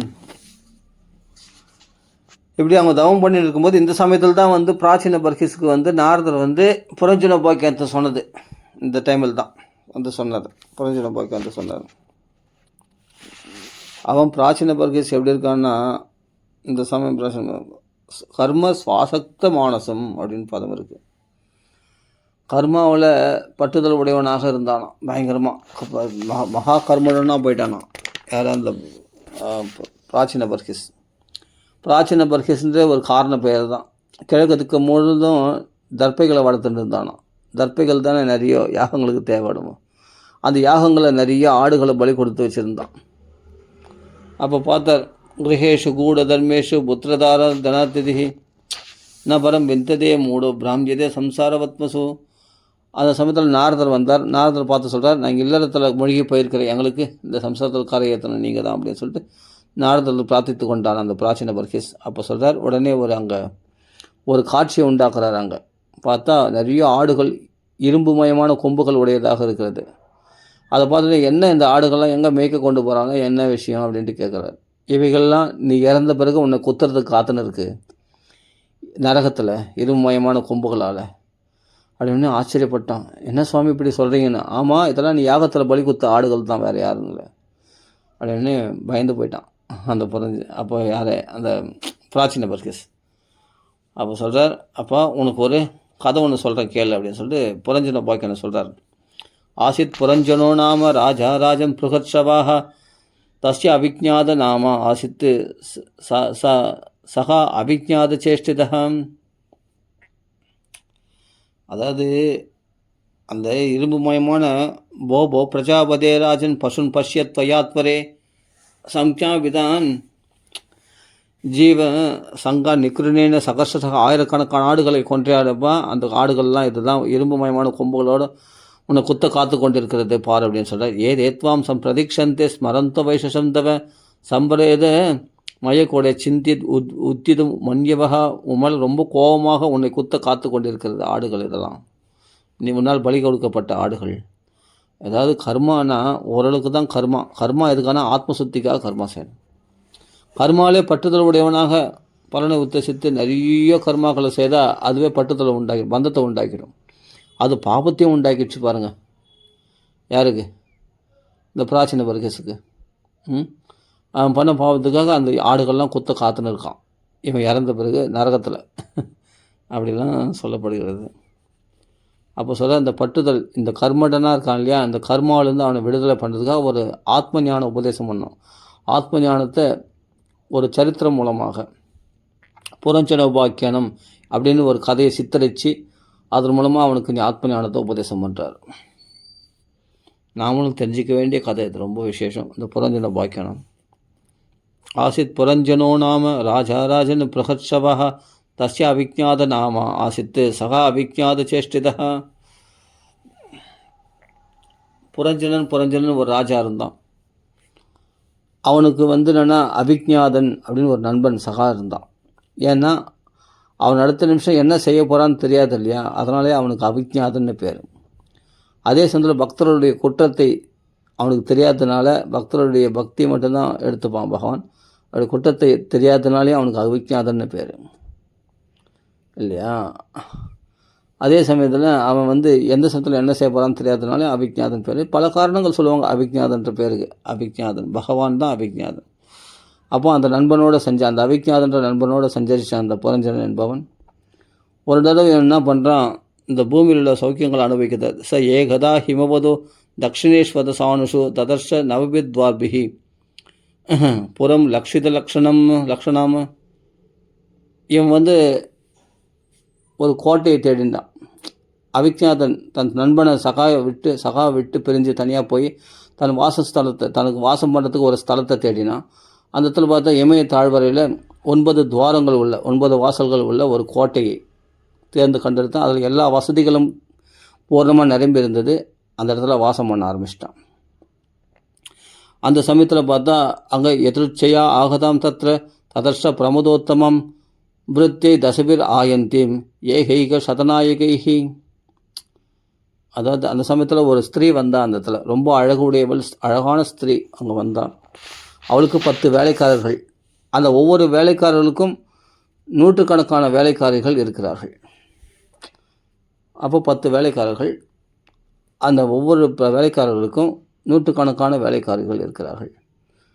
ஒரு பாம்பு ஒன்று, ஒரு 5 தலை நாகம் ஒன்று அவளுக்கு உதவி செய்கிறது, அவள் கூட வருது. அப்போ மொத்தம் 11 பேர் வந்தாங்க. அந்த பாம்போடு சேர்த்தா 11 பேர்.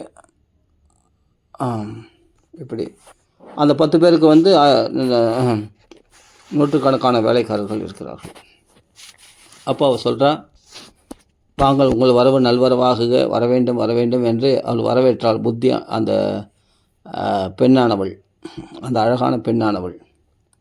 அப்போது இந்த புரஞ்சனன் பார்த்தா, நீ யார், எங்கேருந்து வர, உன் பேர் என்ன, கோத்திரம் என்ன, நீ இங்கே இருக்கிறிய, என்ன விஷயம், யார் இந்த 10 பேர் யார், இந்த பாம்பு வச்சுருக்கேன் 5 தலை பாம்பு அது யார், இந்த நூற்றுக்கணக்கான பேர் யார் அப்படின்னா கேட்குறான். அப்போ சொல்கிறார், ந விதாம வயம் சம்யக்கு கர்த்தாரம் புருஷப ஆத்மனஸ்ய பரஸ்யாபி கோத்திரம் நாமச்ச எத்கிருதம்.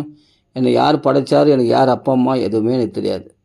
இவரெல்லாம் ஏதோ எதிர்ச்சியாக பார்த்தா இவங்களாம் என் கூட வேலைக்காரர்களாக எனக்கு சேவகர்களாக வந்திருக்கிறார்கள். நான் எந்த ஊர் எந்த பேர் எனக்கு எதுவுமே தெரியாது, நீ ஏன் ஒரு பேர் வச்சுக்கணும். அப்போ புரஞ்சனி, அந்த புரஞ்சனி அப்படின்னு அவளுக்கு பேர் வந்துடுது. எவனா பார்த்து கூப்பிட ஆரம்பிச்சிட்டான் புரஞ்சனி.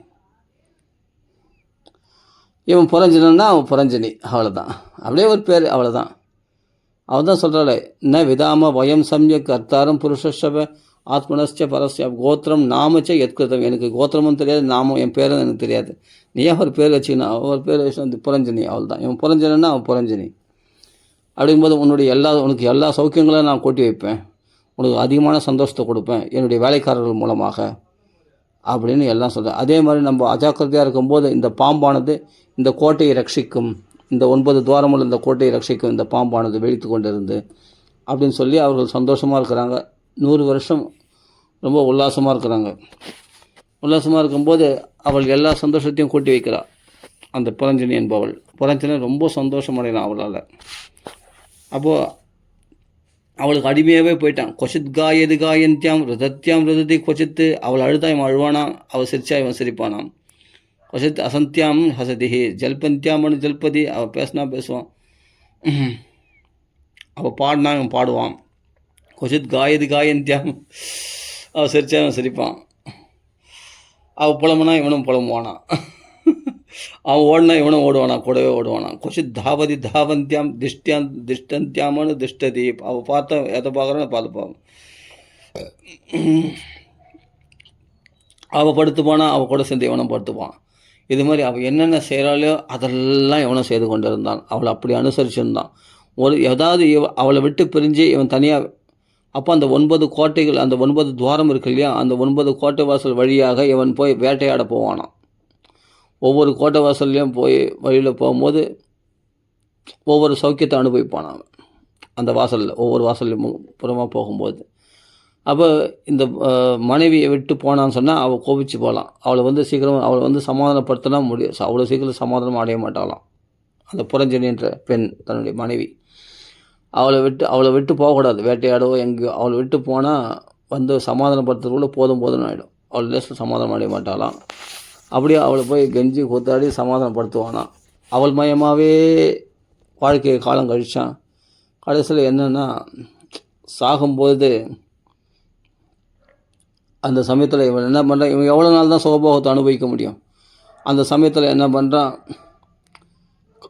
சண்டவேகன்னு ஒருத்தன் அவன் இந்த கோட்டையை முற்றுகையிடுறான், இந்த கோட்டையை பிடிக்கிறதுக்கு. உடனே யமனன் ஒருத்தன் அவனை கூட்டு சேர்ந்துக்கிட்டான். சண்டவேகன், யவனன்.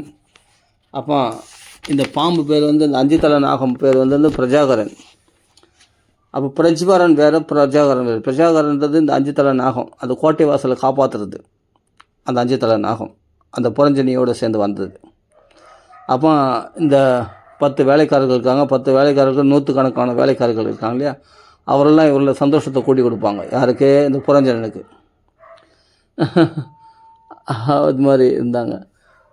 அப்போ பிரஜ்வாரன் அப்படின்னு சொல்கிறவன் என்னென்னா, பிரஜ்வாரன் என்பவனும் யவனன், இவர் 2 பேரும் அண்ணன் தம்பி.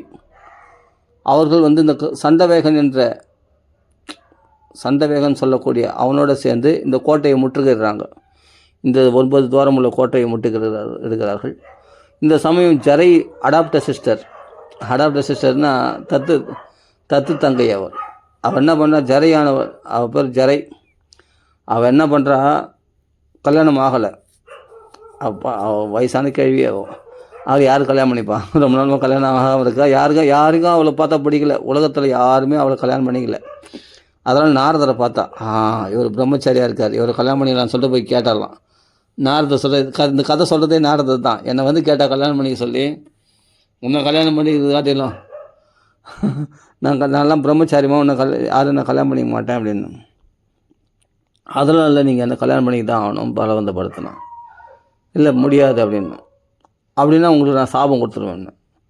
உன்னை கல்யாணம் பண்ணிக்கிறது காட்டிலும் நீ சாபத்தை கொடுத்தா பரவாயில்ல, அந்த சாபம் வாங்கிக்கிறது எவ்வளோ மேல் அப்படின்ட்டு கல்யாணம் பண்ணிக்கல. அப்போ சொல்கிறார், ஊராக நித்திரிய கடவாய், நின்னத்தில் நிற்காமல் எல்லாத்திலும் சஞ்சரிக்க கடவாய் அப்படின்ட்டு அவள் சபிச்சிட்டா. ஏற்கனவே நான் அதான் செய்கிறேன், நீ என்ன புதுசாக சாபம் கொடுக்கணும்னு சொல்லிட்டு, சரி அப்படியே அந்த சாபத்தை அங்கீகரிச்சுட்டு அவளை சொல்கிறார், அம்மா அவன் மேலே கருணை கொண்டாயிடுச்சு. அப்போ அந்த ஜரையை பார்த்து சொல்கிறேன், அம்மா உனக்கு சீக்கிரமாக ஒரு குடும்பம் ஏற்படும், நீ அனாதையாக தனியாக தெரியுற, உனக்கு ஒரு சொந்த பந்தம் ஏற்படட்டும் அப்படின்னு சொல்லிட்டு அனுகிரகம் பண்ணிட்டார். பாடு கிளம்பி போயிட்டார் நாரதர். இவன் என்ன பண்ணுறான், உடனே அந்த பிரஜ்வாரன் என்பவனை கல்யாணம் பண்ணி சொல்லி கேட்குறான். அந்த யவனையும் பிரஜ்வாரனையும் கேட்குறான். கேட்ட உடனே அவன் என்ன சொல்கிறா, இல்லை எனக்கு கல்யாணம்லாம் வேணாம், நம்ம 2 பேரும் அண்ணன் தங்கச்சி ஆகிடுவோம் அப்படின்னு அடாப்டர் சிஸ்டர் ஆகிட்டாவும். சரி அப்படியே ஆகட்டும். அந்த ஜரை என்பவள் பிரஜ்வாரன் யவனனுக்கு தங்கை ஆகிட்டான். அப்போ நான் என்ன செய்யணும் சொல்லு அப்படின்ட்டு அந்த ஜரை கேட்குறான். நாங்கள் சில கோட்டைகள்லாம் போய் பிடிக்க போவோம், நாங்கள் அங்கங்கே எல்லா கோட்டைகளும் பிடிக்கிறதுக்கு போவோம், நீ முன்னாடியே போய் எங்களோட போய் நீயும் கோட்டையை பிடிக்கணும், அதான் விஷயம். சரி ஓகே, அந்த கோட்டையை அழிக்கணும், அவ்வளோதான். அவள் தானே செய்தால் போச்சு அப்படின்னு சொல்லிட்டு அந்த சண்டவேகனோடு சேர்ந்து போய் அந்த ஜரையானவள் முதல்ல போய் அந்த கோட்டையை பிடிக்கிறாள். யார்? இந்த புரஞ்சனன் இருக்கக்கூடிய கோட்டையை பிடிக்கிறாள். அப்போ இந்த பாம்பானது 5 தலை நாகமானது சண்டை போடுறது. முடிஞ்ச வரைக்கும் எவ்வளோ போராடணுமோ போராடி பார்த்துது. உடனே இந்த பிரஜ்வாரம் வந்து என்னன்னா அந்த கோட்டையை எரிக்க பார்த்தோம். அப்படியே கோட்டையெல்லாம் ஃபுல்லாக எரிஞ்சு போகுது. இப்போ காட்டில் தீ எரிஞ்சு போனால் பாம்பு எப்படியா தப்பிக்கத்தான்னு பார்க்கும். அது மாதிரி இந்த யவனனானவன் வந்து பிடிக்கிறான். யவனனும் வந்து பிடிச்சிட்டான். யவனனும் போராடி அந்த பாம்பை ஒரு பாம்பானது எத்தனை பேரை ஜெயிக்க முடியும்? 5 தலை நாகம். பிரஜ்வாரனையும் ஜெயிக்கணும். அந்த இவன் வந்து என்னென்னா அந்த புறஞ்சனியோடு சந்தோஷமாக இருக்கிறானே தவிர இது எதிர்த்து போராட மாட்டான். யார்? இந்த புறஞ்சனன் சுகமாக இருக்கிறான். அதான் பாம்பு சண்டை போடுது அப்படின்னு. ஆனால் அவனும் போராடி பார்க்குறான். அதனால் அவனால் ஜெயிக்க முடியல. அதே சமயத்தில் இந்த பாம்பு வந்து எவ்வளோ சண்டை போட பார்த்தது அந்த 5 தலை நாகம்.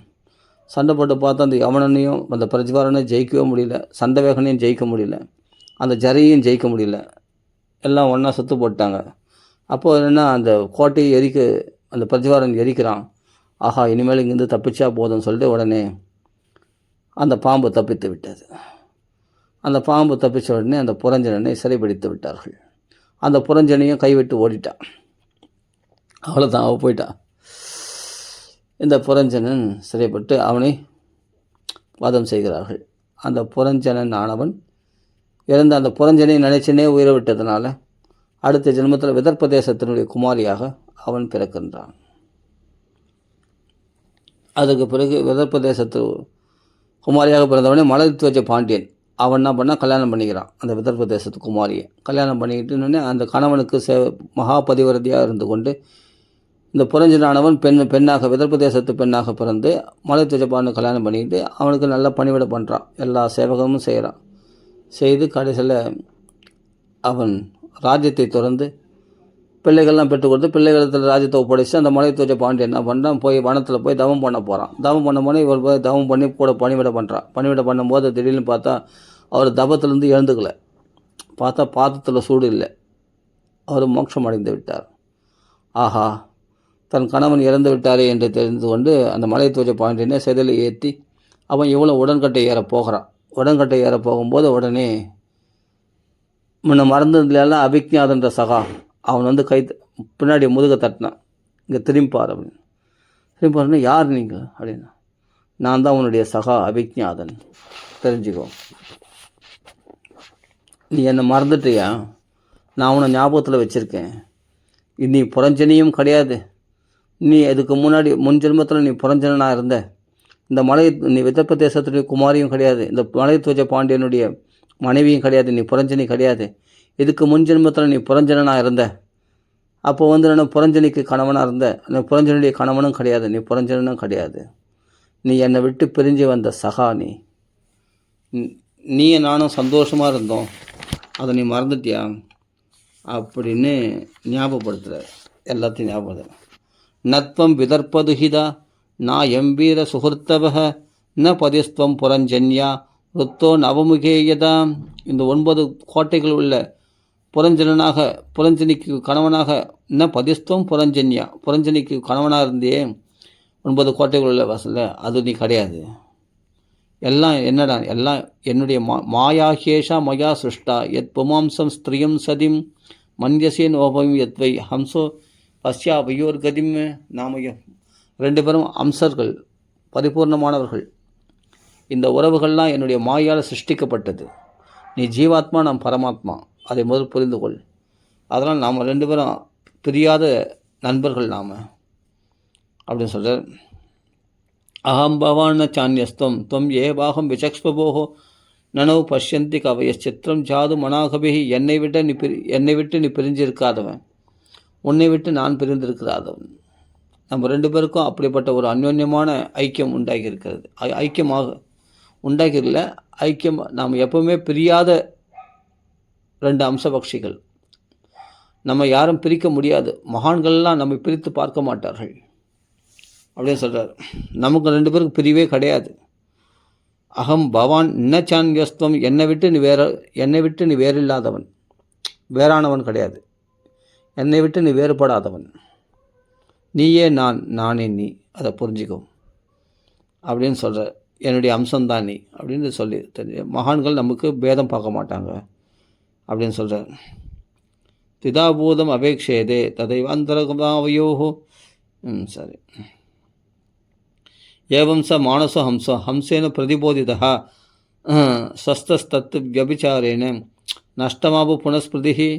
இப்படி பரமாம்சனாகிய பகவான் அவிஜாதனால் மானசாம்சமாகிய இந்த புரஞ்சனன் அறிவுறுத்தப்பட்டதுனால முன் ஜென்மத்துடைய ஞாபகமெல்லாம் வருது. ஆமாம், நம்ம ஒன்றா சந்தோஷமாக சஞ்சாரம் பண்ணிட்டு இருந்தோமே, அப்போ ஆனந்தமாக இருந்தோமே, நான் தனியாக ஒரு வாசஸ்தானத்தை தேடி வந்ததால் தானே இப்படி இவ்வளோ அனர்த்தமும் எனக்கு உண்டாச்சு. எனக்கு குடும்பம், பந்தம், சொந்தங்கள்லாம் உண்டாச்சு. அப்புறம் பார்த்தா மறுபிறப்பு உண்டாச்சு. இது போல் எத்தனை பிறவிகள் பகவானை விட்டு நம்ம பிரிஞ்சிருக்கோம் தெரியுமா? அதான் இங்கே உண்மை.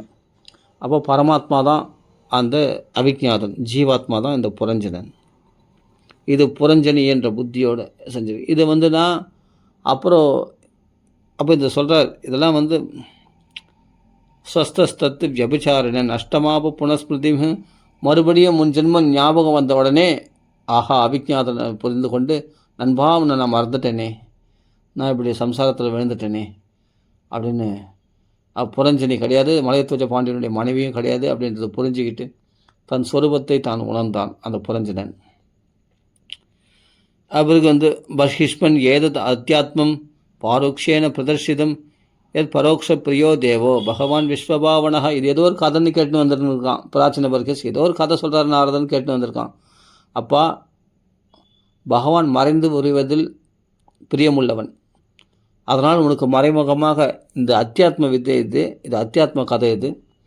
அதனால் உனக்கு மறைமுகமாக ஒரு கதை வடிவத்தில் நான் சொன்னேன். இதனுடைய தத்துவம் ஆத்மார்த்தமான தத்துவம் வேறு. அந்த ஆத்மார்த்தமான தத்துவம் உனக்கு சொன்னால் கதை புரியும் அப்படின்னு பீடிக்கப்பட்டு சொல்கிறார். அதே சமயத்தில் பகவானும் மறைந்து உரைவதில் வாசம் செய்வோம், அதனால் பகவானை பற்றி இந்த விஷயமானது உனக்கு மறைமுகமாக சொல்லப்பட்டது என்று நாரதர் சொல்லுகிறார். அப்போ எனக்கு புரியலையே, இந்த கதை ஒன்றும் புரியலையே, இது என்ன கதை அப்படின்னு பிராச்சீன பர்கிஸ் கேட்குறாரு. பிராச்சீன பர்கிஸ்க்கே புரியல, நம்ம என்ன புரிய போகுது? அப்படியேப்பட்ட பிராச்சீன பர்கிஸ்க்கே புரியலன்னா நம்ம என்ன புரிய போகுது? அவர் எப்படியாப்பட்ட மகாத்மா பிராச்சீன பர்கிஸ். அப்போ நாரதர் சொல்கிறார், அப்பா அந்த புரஞ்சனன் வேறு யாரும் இல்லை, நீ தாண்டா அந்த புரஞ்சனன். உனக்குள்ள புத்திந்து பிரமதாம் வித்யான் மமாகம் இது எத்கிருதம். எந்த அகங்காரம் மமகாரம் உண்டாகுது அந்த புத்தியானது, அவர்தான் அந்த புத்தி தான் புரஞ்சனி என்ற சொல்லக்கூடிய மனைவியாக இருந்தார். யார்? இந்த புரஞ்சனோடு ஸ்நேகம் பண்ணியிருந்தார். அந்த 10 வேலைக்காரர்கள் யாருன்னா 10 இந்திரியங்கள், கர்மேந்திரியங்கள் 5, ஞானேந்திரியங்கள் 5. அந்த 5 தலைகள் கொண்ட பாம்பு என்னன்னு கேட்டால் பிரஜாகாரன் என்று சொல்லக்கூடிய பாம்பு யாருன்னு கேட்டால் அது 5 பிராணன்கள். பிராணன், அபானன், உதானன், வியானன், சமானன் சொல்லக்கூடிய 5 விதமான பிராணன்கள். அந்த பிராணன்கள் தான் இந்த தேகத்தை 9 கோட்டை உள்ள இந்த 9 வாசல்கள் உள்ள இந்த கோட்டையை ரட்சிக்கின்றது. இந்த பாம்பானது வெடித்திருந்து இந்த பிராணம் தானே நம்ம உடம்பை ரட்சிக்கிறது அப்படின்னு தெரிஞ்சுக்கப்பா. புத்தி என்ற ராணியோட, அதான் அந்த மனசோட நீ வாசம் செய்து கொண்டிருந்தாய். ஒரே விஷயந்தான் புத்தியாகவும் மனசும் போது அலைபாயுது. புத்தியானது என்னென்னா தீர்மானிக்கிறது, எதை செய்யலாம் எதை செய்யக்கூடாது. அந்த புத்தி என்ற ராணியோடு நீ சந்தோஷமாக நீ ரமித்து கொண்டிருக்கிறாயே அந்த ஜீவாத்மாவாகிய புரஞ்சனன், அதுதான் அந்த புத்தி என்ற மனைவியோட தெரிஞ்சுக்கும். அதே மாதிரி 10 இந்திரியங்கள், கர்மேந்திரியங்கள் 5, ஞானேந்திரியங்கள் 5, 10 பேர். அந்த 5 தலை நாகம்ன்றது என்னென்னா 5 பிராணன்கள் ரட்சித்து. அந்த பிரஜ்வாரன் என்று சொல்லக்கூடியது என்னென்னா ஜுரம். அந்த பிரஜ்வாரம் தான் அந்த கோட்டையை எரிக்கிறான்னா உடம்புல ஜுரம் கொதிக்குது, அப்போ தான் அந்த பிராணன் பிரியுது. அப்போ யவனன் என்ன நம்மளுடைய யவனன் என்னென்னா அவன் தான் பயன் என்று சொல்லக்கூடிய யவனன். அதாவது ஒன்று ஜுரம் வந்தால் பயம் வரும், ஜுரம் வந்துட போதேன்னு பயம் வரும். இப்போ நோய் வருதுன்னா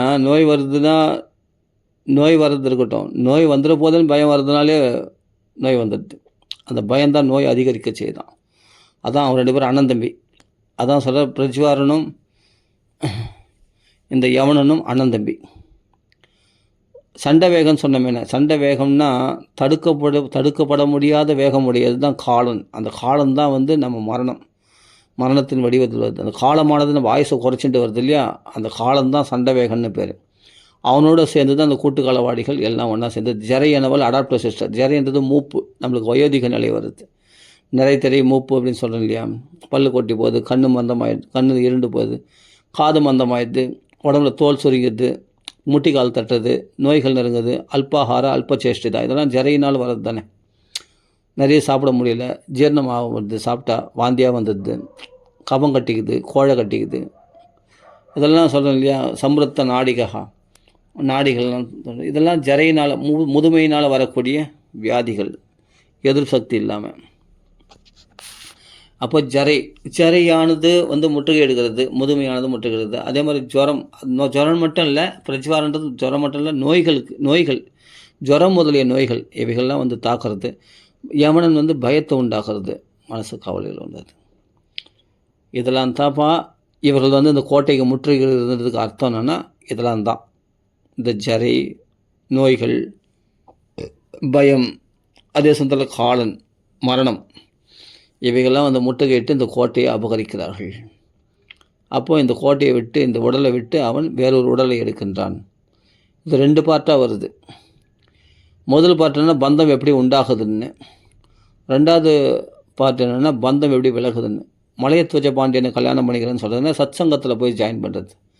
சத்சங்கத்தினால அந்த சாதுக்கு சேவை செய்யறதுனால கடைசியில் அவிஜ்ஞாதன் என்று சொல்லக்கூடிய பரமாத்மா பகவானே குருவாக சத்சங்கத்தில் போனதுனால, சத்சங்கனுடைய சேர்க்கையினால் அந்த மலைத்வஜ பாண்டியன் பகவானை நோக்கி தவம் பண்ணி அவன் மோட்சம் அடைந்துட்டான். அவனோட உடன்கட்டை ஏறும்போது அதான் சத்சங்கத்தில் இருந்ததுனால நம்மளுக்கு என்ன ஆகுதுன்னா, அதாவது மலைத்வஜ பாண்டியனை கல்யாணம் பண்ணிக்கிறதால சத்சங்கத்தினால் என்ன ஆகுதுன்னா பகவானே குருவாக வருகின்றான். அவிஜ்ஞாதனாக தட்டி எழுப்புறாரு, அவனை ஜாக்கிரதை பத்துறாரு. நீ வேறல்ல, நான் வேறல்ல அப்படின்னு காண்பிச்சு அந்த குருவே பகவானாக தன்னை காண்பித்து கொடுக்குறாரு அந்த புரஞ்சனுக்கு. இப்போ பரமாத்மாவில் ஜீவாத்மாவானது விழிப்புணர்வுக்கு கொண்டு வந்தோடனே அவன் புரிஞ்சுக்கிட்டான். அப்படி ஆத்ம ஞானத்தை அடைஞ்சான். இதை கேட்ட உடனே பிராச்சீன பர்கஸ்க்கும் உண்மையான ஆத்ம ஞானம் புரிந்து கொண்டு தெளிவடைந்து நாரதர்களை உபதேசம் பெற்றுக்கொண்டு அவனும் பகவானை அடைந்தான். ஆனால் இந்த பிராச்சீன பர்கஸினுடைய பிள்ளைகள் பிரச்சேதஸ்கள் என்ன ஆனார்கள் அப்படின்னா, அவர்கள் 10,000 வருஷம் தவம் பண்ணாங்க இல்லையா. தவம் பண்ணி பகவானை தரிசனம் செய்தார்கள். பகவான் 10,000 வருஷம் பொறுத்து பகவான் 8 அஷ்டபுஜங்களோடு பகவான் காட்சியளிக்கின்றான். காட்சியளித்த உடனே பிராச்சீன பர்கு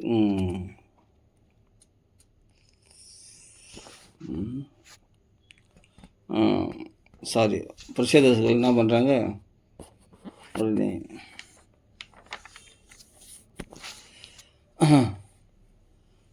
பகவானை நோக்கி ஸ்தோத்திரம் பண்ணுறாங்க. அதாவது என்ன விஷயம்னா, 10,000 வருஷம் தவம் பண்ணாங்க இல்லையா பிரச்சேதசர்கள் 10 பேர். அவர்கள் என்ன பண்ணால் தபஸ் அதிகமாகிடுச்சு இல்லையா. தபஸ் அதிகமான உடனே அவர்களுக்கு கோபம் உண்டாயிடுச்சு. வெளியே பார்த்தா வெறும் மரங்களாக இருக்குது. அந்த நாராயண சாஸ்திரத்தில் வெளியே பார்த்தா மரங்களாக இருக்குது. அப்போ தன்னுடைய தபசக்தியினால் கண்களாலே எரிக்க ஆரம்பித்தாங்க. அந்த மரங்களை எரிக்க ஆரம்பித்து பிரம்மதேவர் தடுத்தார். இதுக்கு பின்னாடி வரக்கூடிய கதை தான். இதுக்கு முன்னாடியே பகவானை தரிசனம் செய்கிறார்கள். 8 அஷ்டபுஜங்களோட பகவானை தரிசனம் செய்கிறார்கள். தரிசனம் செய்து பகவானை பார்த்து ஸ்தோத்திரம் பண்ணுறாங்க 10 பேரும். என்ன ஸ்தோத்திரம் பண்ணுறாங்க அப்படின்னா, அவர்களும் அதே ஸ்தோத்திரம் தான் பண்ணுறாங்க. என்ன ஸ்தோத்திரம் பண்ணுறாங்க, தொலையே லவே நாபி ந ஸ்வர்க்கம் ந அபுனர்பவம் பகவத் சங்கி சங்கஸ்ய மர்த்தியானம் கிமுதாசிஷ. மகானுடைய சங்கத்துக்கு இணையாக நாங்கள் சொர்க்கலோகத்தையோ மோட்சத்தையோ கூட பெருசாக மதிக்க மாட்டோம். அப்போ பூலோக சௌகியத்தை பெருசாக மதிப்போம். அதனால் எங்களுக்கு அப்போ பக்த சங்கம் எனக்கு வேண்டும் என்று பிரார்த்தனை செய்து கொள்கிறார்கள். அது மட்டும் இல்லை, ஏன்னா எத்திர நாராயண சாக்ஷான் பகவான் ஞாசினாம் கதிஹி சம்ஸ்தூயதே சத்கதாசு முக்த சங்க புனப்புனக. திருப்பி பகவான் கதைகளை பேசிக்கொண்டிருக்கிற அந்த சன்னியாசிகள், அதாவது அவர்கள் இல்லற சன்னியாசிகள், இல்லறத்தில் இருந்தாலும் அவர்கள் சன்னியாசி. ஆனால் எப்பொழுதும் பகவத் கதையிலே ரமிக்கிறவர்கள் சன்னியாசிகள் தான். அவர்கள் இல்லறவாசிகளாக இருந்தாலும் சரி, அவர்கள் சன்னியாசிகளாக இருந்தாலும் சரி, அவர் வானபஸ்தராக இருந்தாலும் சரி, பகவத் கதையில் இருக்கிறவங்க தான் உண்மையான சன்னியாசிகள். அதுதான் இங்கே சொல்கிறார். எத்தனை நாராயண சாக்ஷாத் பகவான் ஞாசினாம் கதிஹி. பகவான் அப்படி அவர் சன்னியாசிகளுக்கு கதியாக இருக்கக்கூடிய நாராயணன் எங்கே பாடப்படுகிறார். சம்ஸ்தூயதே சத்கதாசு, பகவான் கதைகளை பேசுறது தான் சத்கதை. யார் பாடுகிறார்களோ முக்த சங்கக புனம் புனக, அப்படிப்பட்ட பற்றற்றவர்களாக இருந்தால் தான் பகவத் கதையில் ரமிக்க முடியும் பூர்ணமாக. அப்போ திருப்பி திருப்பி பகவானுடைய கதைகளை பேச முடியும். அதில் ருச்சி உண்டானவங்க தான் திருப்பி திருப்பி கிருஷ்ண கதைகளை பேசுவாங்க. அதனால தான் பாகவத ஆரம்பத்தில் முகுகு திருப்பி திருப்பி அடிக்கடி பகவானுடைய கதைகளை ரசிகர்களால் தான் அடிக்கடி ரமிக்க முடியுமா, பாவுகாக. அந்த பாவம் இருந்தால் தான் ரசிக்க முடியும், அந்த பாவர்களால் தான் அனுபவிக்க முடியும் கிருஷ்ண கதையை. அதான் சொல்கிறார், முக்த சங்க புனப்புனக தேஷாம் விசரதாம் பத்யாம் தீர்த்தானம் பாவனை செய்யாக பீதஸ்ய கிம்னு ரோச்சேதே தாவகானம் சமாகமக. அதனால் ஒவ்வொரு பிறப்புலையும் அவருடைய சங்கம் எனக்கு கிடைச்சுட்டே இருக்கணும் அப்படின்ட்டு பிராச்சீன பிரச்சேதசுகள் பிரார்த்தனை பண்ணுறாங்க. அவர்கள் என்ன பண்ணுறாங்கன்னா அவர் பாதங்களால் இந்த உலகத்தையே பாவனமாக்குகிறார்களாம். ஆமாம், தேஷாம் விசரதாம் பத்தியம் தீர்த்தானம் பாவனேச்சையா, அதாவது தீர்த்தங்களையே பரிசுத்தப்படுத்துகிறவர்கள் அவர்கள். அப்படிப்பட்ட தீர்த்த புதர்களாகிய நடமாடும் கோயில்களாகிய அந்த மகானுடைய சங்கம் பீதாஸ்மி கிம்னு ரோச்சேது. அவளை சம்சாரத்தில் பயந்தவங்களுக்கு யார் தான் அந்த மகானுடைய சங்கத்தை விரும்ப மாட்டான். அதனால் எப்பொழுதும் ஒவ்வொரு பிறவிலையும் அவருடைய சங்கத்தில் எங்களுக்கு பிறவி வேண்டும் அப்படின்னு கேட்குறாங்க.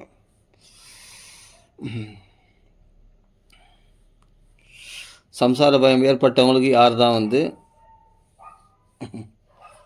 அவர்களை சேவிக்க மாட்டாங்க, மகான்களை சேவிக்க மாட்டாங்க, அந்த சங்கம் எனக்கு வேணும்னு கேட்குறாங்க. ஓகேவா? அடுத்தது எல்லாம் பிரார்த்தனை பண்ணுறாங்க.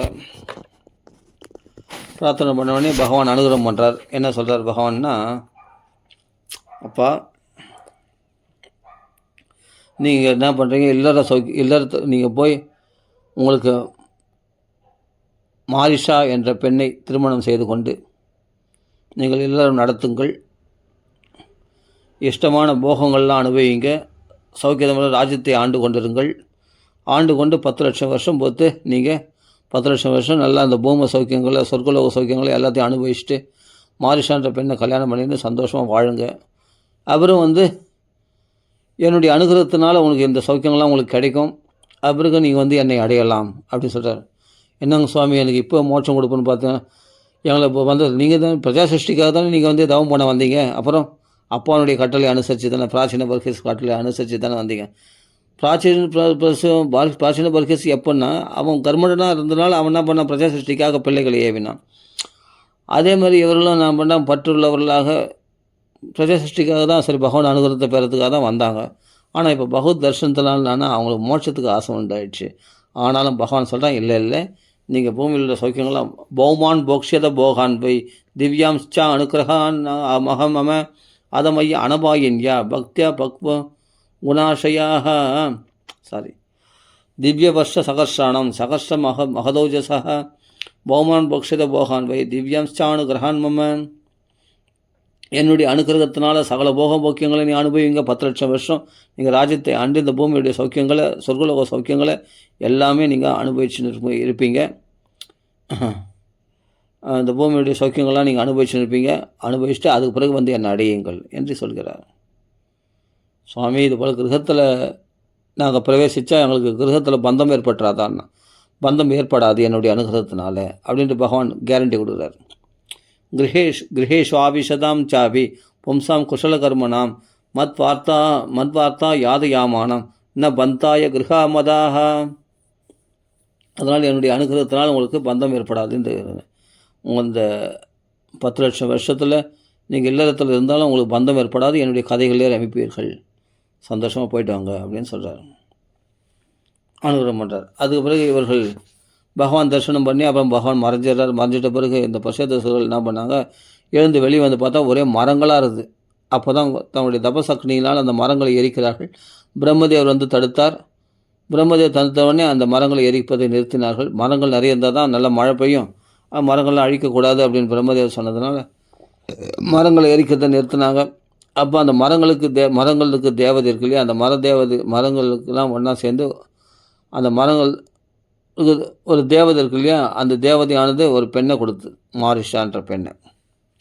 அந்த மரங்களுடைய பெண்ணாக அந்த மாரிஷா என்பவளை திருமணம் செய்து கொண்டு பிரச்சேதசுகள் வாழ்க்கை நடத்தினார்கள். மரங்களின் பெண்ணான மாரிஷாவை திருமணம் செய்து கொண்டு வாழ்க்கை நடத்தினார்கள். அவர்களுக்கு பிறந்தது தான் தக்ஷன். அதாவது முன்ன ஆட்டுத்தலையோடு இருந்தானே தக்ஷன், அந்த சிவனுடைய நிந்தனை பண்ணதுனால அவன் தான் மறுபிறப்பில் இந்த பிரச்சேதசுகளுக்கு பிள்ளையாக தக்ஷனாக பிறக்கின்றான். அவனுடைய வம்சம் அப்படியே தொடர்ந்து வருது. அது 6ஆம் ஸ்கந்தத்தில் மேலே வரும். அஜாமுல பாக்கியனுக்கு அப்புறமா வரும் அவனுடைய வம்சம்லாம் பின்னாடி சொல்லப்பட போகிறது. இது வரைக்கும் இந்த பிரச்சேதசுடைய சரித்திரத்தோடு இப்போ பூர்த்தி அடையுது. அப்புறம் இந்த கதையெல்லாம் கேட்டார். மறுபடியும் 10 லட்சம் வருஷம் ராஜ்யத்தெல்லாம் ஆண்டு முடித்த பிறகு அவருக்கு தக்ஷனிடத்தில் ராஜ்யத்தை ஒப்படைச்சிட்டு அந்த பிரச்சேதசுகள் 10 பேரும் பகவானை நோக்கி மறுபடியும் அதே நாராயண சரஸ்க்கு வந்துட்டாங்க. நாரதரை சரணம் அடைகிறார்கள். அப்போ எங்களுக்கு நாங்கள் 10 லட்சம் வருஷத்தில் இந்த கர்மாவில் விழுந்துட்டோம், பகவத் விஷயத்தை நாங்கள் தேடிக்காமல் போயிட்டோம்.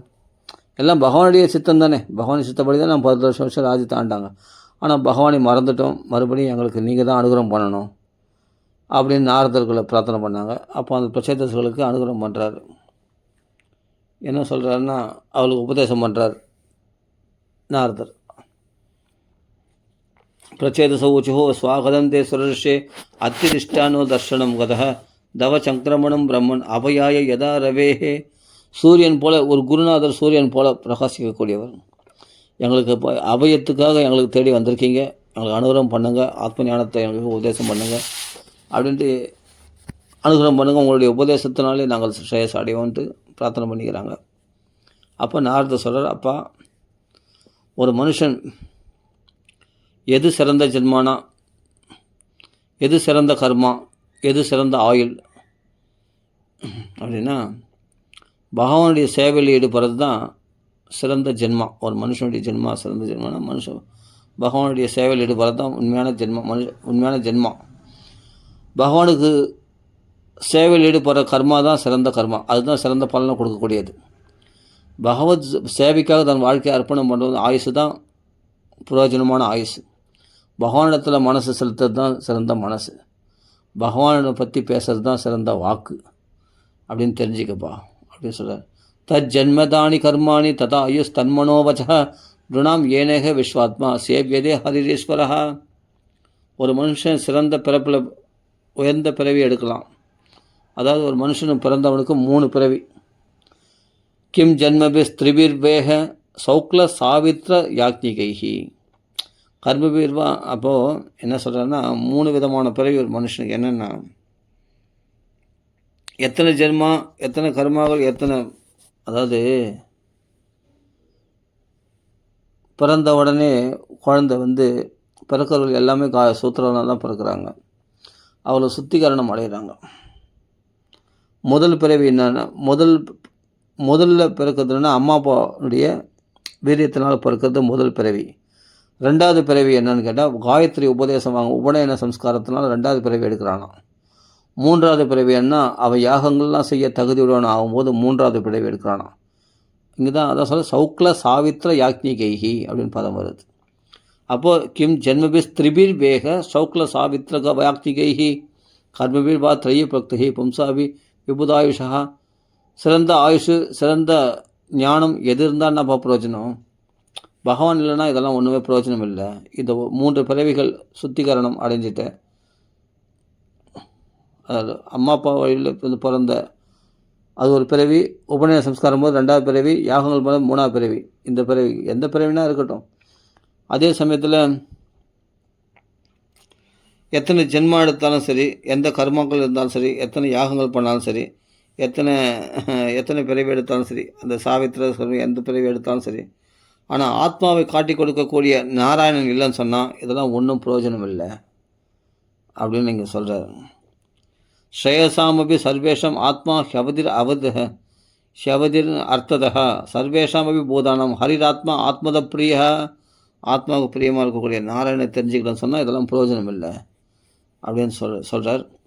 யதா தரோர் மூல நிஷேச்சனேன திருப்தியந்தி தத் ஸ்கந்த புஜோபசாகாக பிராணோபஹாராச்ச எதேந்திரியானம் ததைவ சர்வார்ப்பணம் அச்சுதேஜ்யா. பகவானை வழிபட்ட எல்லா தேவதைகளும், எல்லா பித்ருக்களும், எல்லா தேவர்களும், எல்லா ஜீவராசிகளும் திருப்தி அடையதான். எப்படின்னா வேரில் தண்ணி ஊற்றினா தண்ணியால் களைகளுக்கு, இலைகளுக்கு, பழங்களுக்கு, காய்களுக்கு பூக்களுக்கு எல்லாம் தன்னாலே போய் சேருது இல்லையா? வேரில் ஜலத்தை வார்த்தனா ஒன்றுத்துக்கு தனித்தனியாக நம்ம ஜலத்தை வார்க்கிறோம். களைகளுக்கு தனியாக, இலைகளுக்கு தனியாக, காய்களுக்கு பூக்களுக்கு தனியாக வேரில் இல்லையே. வேரில் ஜலம் வார்த்தனா தன்னாலே போய் சேர்ந்தது இல்லையா? அது மாதிரி பகவானுக்கு பண்ணுற பூஜைகளானது எல்லாருக்கும் பண்ணுற பூஜைகளாக ஆகிறது என்று நாரதர் சொல்கிறார். எப்படி வயிற்றுக்கு சாப்பாடு போட்டால் எல்லா இந்திரியங்களும் சந்தோஷம் அடைகிறதோ, பசிதாகலாம் நீங்கிறதோ, நாக்குக்கு ருச்சி ஏற்படுதோ, அதே சமயம் உடம்புல புஷ்டி ஏற்படுதோ, பிராணனும் ரட்சிக்கப்படுகிறதோ, அது மாதிரி பகவானுக்கு பண்ணுற பூஜைகளானது எல்லாருக்கும் திருப்தி உண்டாகுது அப்படின்னு இதெல்லாம் சொல்கிறார். இதெல்லாம் நாரதர் சொல்கிறார் பிரச்சோதசர்களுக்கு. அப்போ பகவானை உபதேசம் பண்ணிட்டு அவர் கிளம்புறார் நாரதர். அதுக்கு பிறகு இவர்கள் அந்த உபதேசத்தை பெற்றுக்கொண்டு பகவானை நோக்கி மறுபடியும் தியானம் செய்கிறார்கள், பகவானை அடைகிறார்கள் பிரச்சோதசர்கள் அப்படின்னு இந்த சரித்திரம். இது மாதிரி பக்தி உண்டாக்கக்கூடிய இந்த சரித்திரங்களை கேட்டதுனால விதுரர் இதுக்கு மேலே பிரச்சோதசர் சரித்திரம் கேட்டார். விதுர மைத்ரேய சம்வாதம் இதோட பூர்த்தி அடையுது இந்த 4வது ஸ்கந்தத்தில். ஆஹா, கேட்டதே போதும், இது ஏன் தியானம் பண்ணிட்டு இருந்ததுனாவே அனவரதமும் பகவானத்தில் எல்லையற்ற பக்தி உண்டாகுமே அப்படின்னு சொல்லி இதுவே போதுமானது. பக்தி உண்டாகிறதுக்கு ஃபுல்லாக பாகவதம் பூரா கேட்கணும் இல்லை, ஒரு பிரகலாத் சரித்திரம் கேட்டால் போதும், ஒரு துருவ சரித்திரம் கேட்டால் போதும். அதுலேயே மீராபாய் என்ன பண்ணா, கிரிதாரி கோவர்த்தனை உத்தாரணம் பண்ண அந்த கிரிதாரியை தியானம் பண்ணிகிட்டே அவள் சிறந்த பக்தியாக பிரகாசித்தாள் மீராபாய். அவங்களுக்கு ஏதாவது ஒன்று கோபிகள்லாம் ஜெயதி தேதியும் ஜென்மனாவரஜ அவர்கள் பிருந்தாவன லீலையில் மட்டுமே ஸ்மரணம் பண்ணி சிறந்த பாகவதர்களாக திகழ்ந்தார்கள். அதுபோல் பகவானுடைய ஏதோ ஒரு லீலையில் மனசு மக்னமானால் போதுமானது. அப்படிப்பட்ட விதுரரானவர் நிறைய கேள்வி கேட்டார். ஆனால் இந்த சில கேள்விகளுக்கு தான் பதில் கிடைச்சிது. அதுலேயே பூர்ண திருப்தி அடைஞ்சிட்டாராம் மைத்ரேயர் இடத்துலேருந்து. அப்போ 3வது ஸ்கந்தம் 4வது ஸ்கந்தம் பூரா விதுர மைத்ரேய சம்வாதமாகவே வருது. ஆனால் இந்த கதைகளில் இந்த பிரிதி சக்கரவர்த்தி கதை, துருவனுடைய கதை, பிரச்சோதசர்களுடைய புரஞ்சன உபாக்கியானம், பிராச்சீன பரிகேஷனுடைய கதை, துருவ உபாக்கியானம், தக்ஷ யக்ஞ கதை, வராகோதார கதை எல்லாத்தையும் கேட்டார் இல்லையா? கபில வாசுதேவருடைய கதை, எத்தனையோ மும்மூர்த்திகள் தத்தாத்திரையுடைய கதை எல்லாத்தையும் இதுலேயே அவருக்கு பகவானத்தில் எல்லையற்ற பக்தி உண்டாயிடுச்சு. அப்போ இதுவே போதுமானதுன்னு சொல்லி இதை தியானம் பண்ணாவே ஜென்மா கரையேறிடுமேன்னு சொல்லி விதுரர் என்ன பண்ணுறார், உடனே மேலே உள்ள கேள்விகளுக்கு விடையை எதிர்பார்க்காம உடனே எனக்கு அப்படியேப்பட்ட ஆத்ம ஞானத்தை மோட்சத்துக்கே என்னை வழிகாட்டினீங்களே, மோட்சத்துடைய கரையை காட்டினீர்களே, அப்படிப்பட்ட மகாத்மா உங்களுக்கு நான் என்ன செய்யறதுன்னு சொல்லி உடனே சாஷ்டாங்க நமஸ்காரம் பண்ணி அந்த மைத்ரேயுடைய திருவடி எடுத்து தலையில் சூடிண்டாராம், தலையில் சூடி கொண்டாராம். மைத்ரேயருடைய திருவடி எடுத்து தலையில் சூடிண்டு ஹிருதயத்தில் ஹரிய தியானம் பண்ணாராம். அந்த குருநாதர் வேற இல்லை, பகவான் வேற இல்லை அப்படின்னு தியானம் பண்ணாராம். இமாம் து கௌஷார வினோப வர்ணிதாம் சத்தா நிசம்யா அஜிதபாத சத்கதாம்.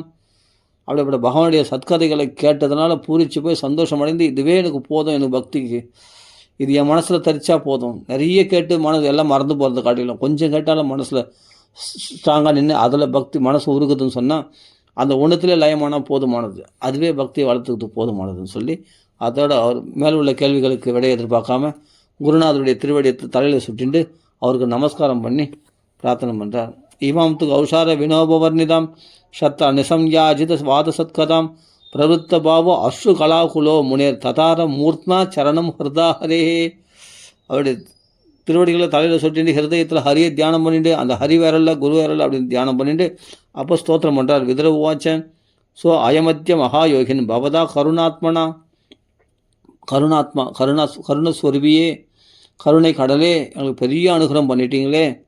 தர்ஷித தமசப்பாரோ எത്ര அகிஞ்சனகோ ஹரிஹி.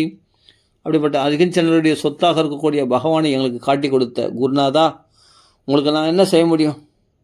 அப்படிப்பட்ட அறியாமை என்ற இந்த கடலை கடக்கும்படி செய்து கரையை காட்டினீர்களே, மோட்சத்தை எங்களுக்கு காட்டி கொடுத்தீர்களே, இந்த இருளிலிருந்து எங்களை விடுவித்தீர்களே, இந்த இருளின் கரையில் உள்ள நித்தியமான மோட்சத்தை காட்டி கொடுத்தீர்களே, அப்படிப்பட்ட உங்களுக்கு நமஸ்காரம் சொல்லி நமஸ்காரம் பண்ணிட்டு கிளம்புறார்.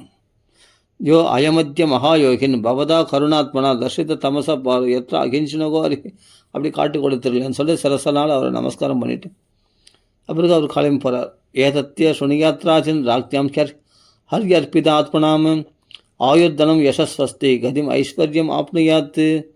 இப்படியாப்பட்ட இந்த சரித்திரத்தை கேட்டால் ஆயுஷு ஐஸ்வர்யம் எல்லாமே மங்களங்கள் எல்லாமே உண்டாகுமா, புகழ் உண்டாகுமா, தனம் உண்டாகுமா, எல்லாமே பகவானத்தில் மனசு வருமோ, ஹரி அர்ப்பித ஆத்மனா, மனசு வருமோ பகவானத்தில் மனசை செலுத்தி யார் கேட்கிறார்களோ அவருக்கு இதெல்லாம் உண்டாகுமா.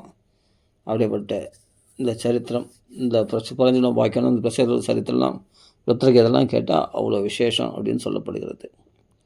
சரி, இதான் 4 ஸ்கந்தம் பூர்த்தி அடையுது. அது 5வது ஸ்கந்தம் அப்புறம் பார்க்கலாம். ராம ராம ராம ராம ராம ராம ராம ராம.